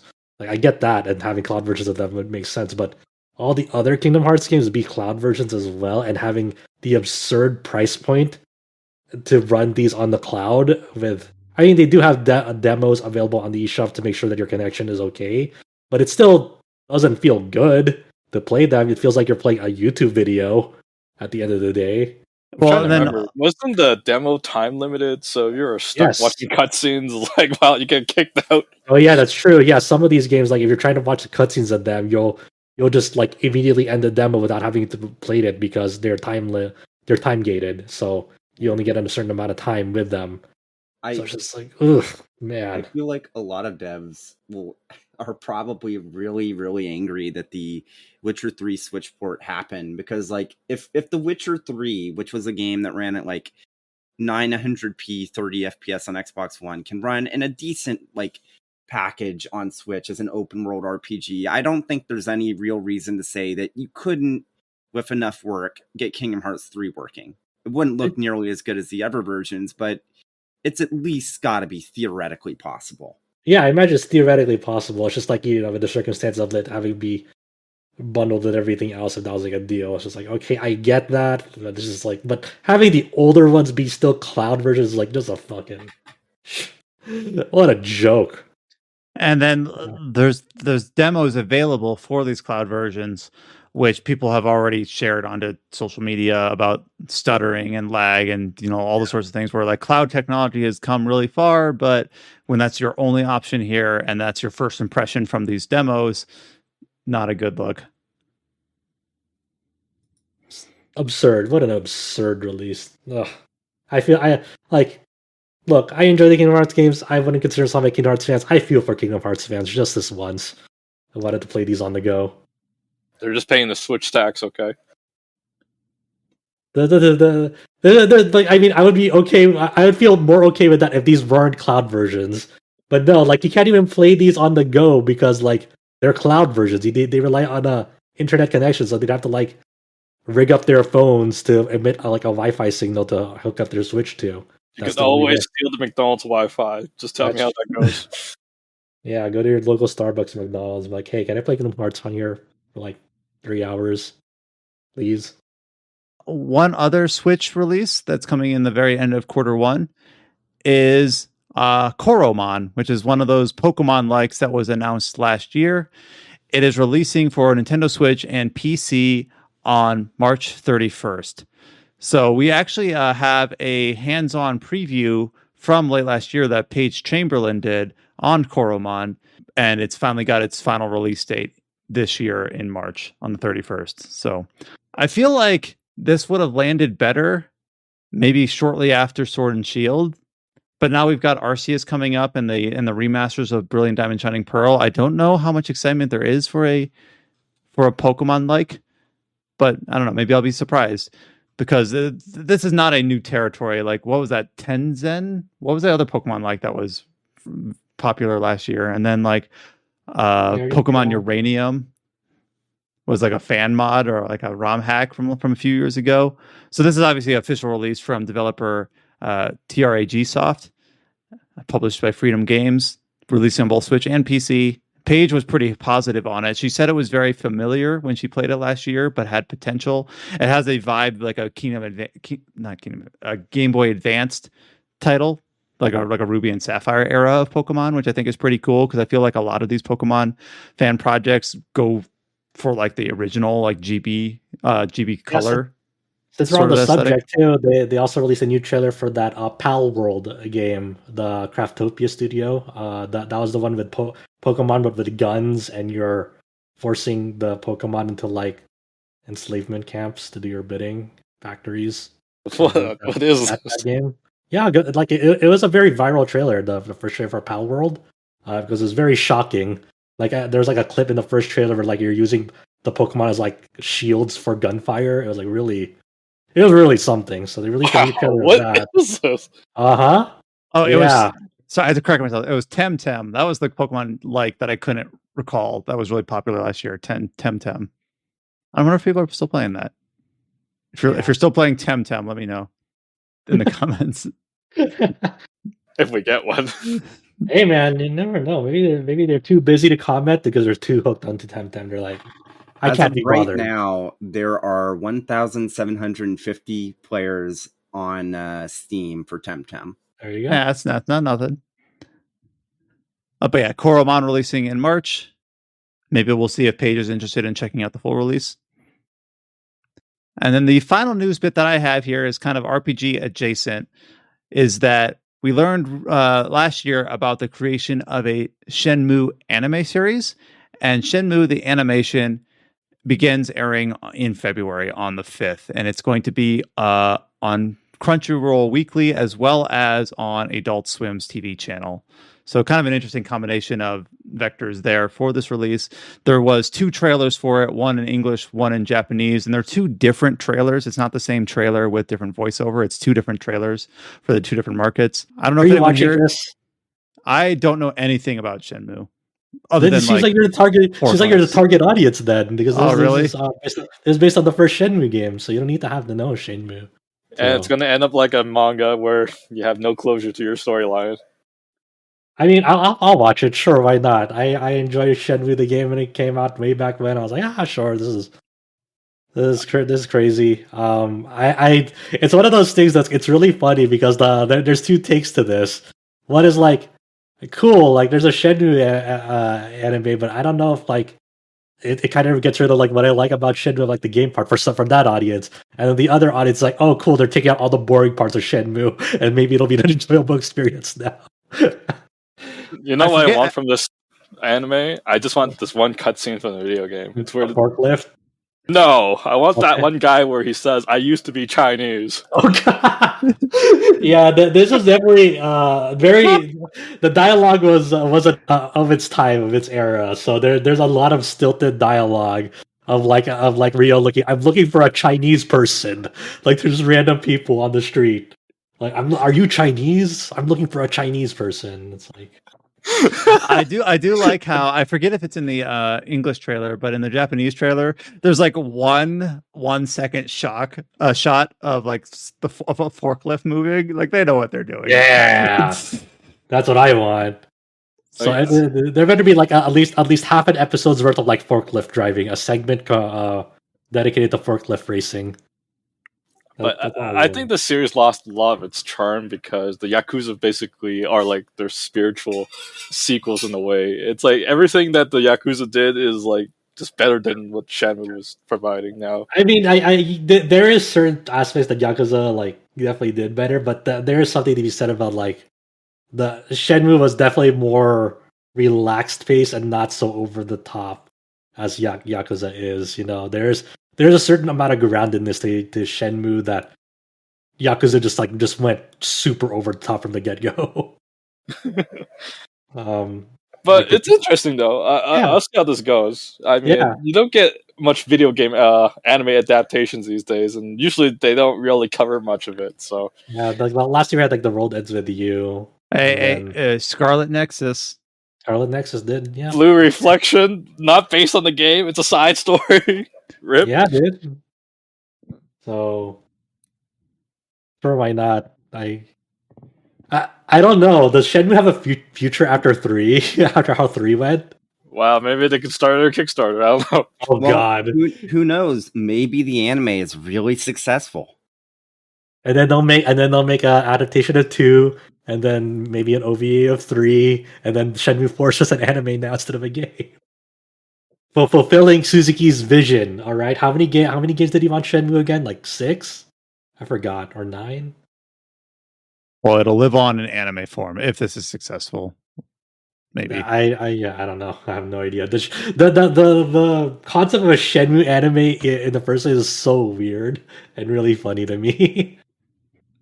And I know that's kind of tangentially related, but because Shenmue itself isn't really an RPG, but we'll figure we'll cover it here. Why not? And that kind of covers it for this week. So like we said, very top heavy, a lot of discussion about the Microsoft acquisition, and then just a few other announcements just to kind of round out the cast. Obviously, I'm glad we got a chance to talk about the January releases of Expeditions Rome and Monster Hunter Rise on PC. We will reconvene next week to maybe talk about Pokemon Arceus, at least or Arceus, at least maybe first impressions. Who's writing the review for that, by the way? Do we know yet? For which game? Pokemon For Arceus. Arceus. I think Was it Jess? Yeah, I want to say she was the one that was put down, but I think we aren't getting a code until launch. It might not be on the release of the game. Yeah. But yeah, it'll be interesting to see what her thoughts are once those are written up, and other people that decide to play it once they if they can show up on the podcast and discuss what we think. Yes, signed by editor Jess. Okay, so we'll definitely see if we maybe get her on the podcast, or if not that, go over what she ends up writing up for the site for her review on that and what she ends up thinking. Well, even if we can't get her on the podcast next week, I'll be playing the game, so I'll definitely have some impressions. Yeah, and I'm planning on playing it as well, but I'll be playing it with the normal launch, and so it might not be until the week after until we can talk about it more. All the news and the headlines that we talked about this week are up on the site, including the feature Alex's take on the Game Boy Advance versions of the Final Fantasy games, those are some interesting takes on the social media. They do not seem to agree with him, but obviously it's up there for you to form your own opinion. And then obviously Josh's feature on the potential future of Armored Core after From People Software. do agree with me. Yes. Largely. 2 thumbs up. And of course, when people agree with you, that's when you're correct. Nothing else matters. Yes. Obviously, we have all the other news that we talked about, all the release dates up on the site as well. Thank you, Adam, who's not here, for always staying on top of all that stuff. We've got the Discord channel that we've mentioned in passing earlier on the podcast, just discord.com/RPG site. We have the social channels on YouTube, Facebook, Instagram, and Twitter, RPG site. You'll be able to find us there if you just search for that. And we're here every week on the podcast, on the Tetracast. So we look forward to talking to you then. Until then, though, do stay safe. Take care. See you next time. What's Microsoft buying us?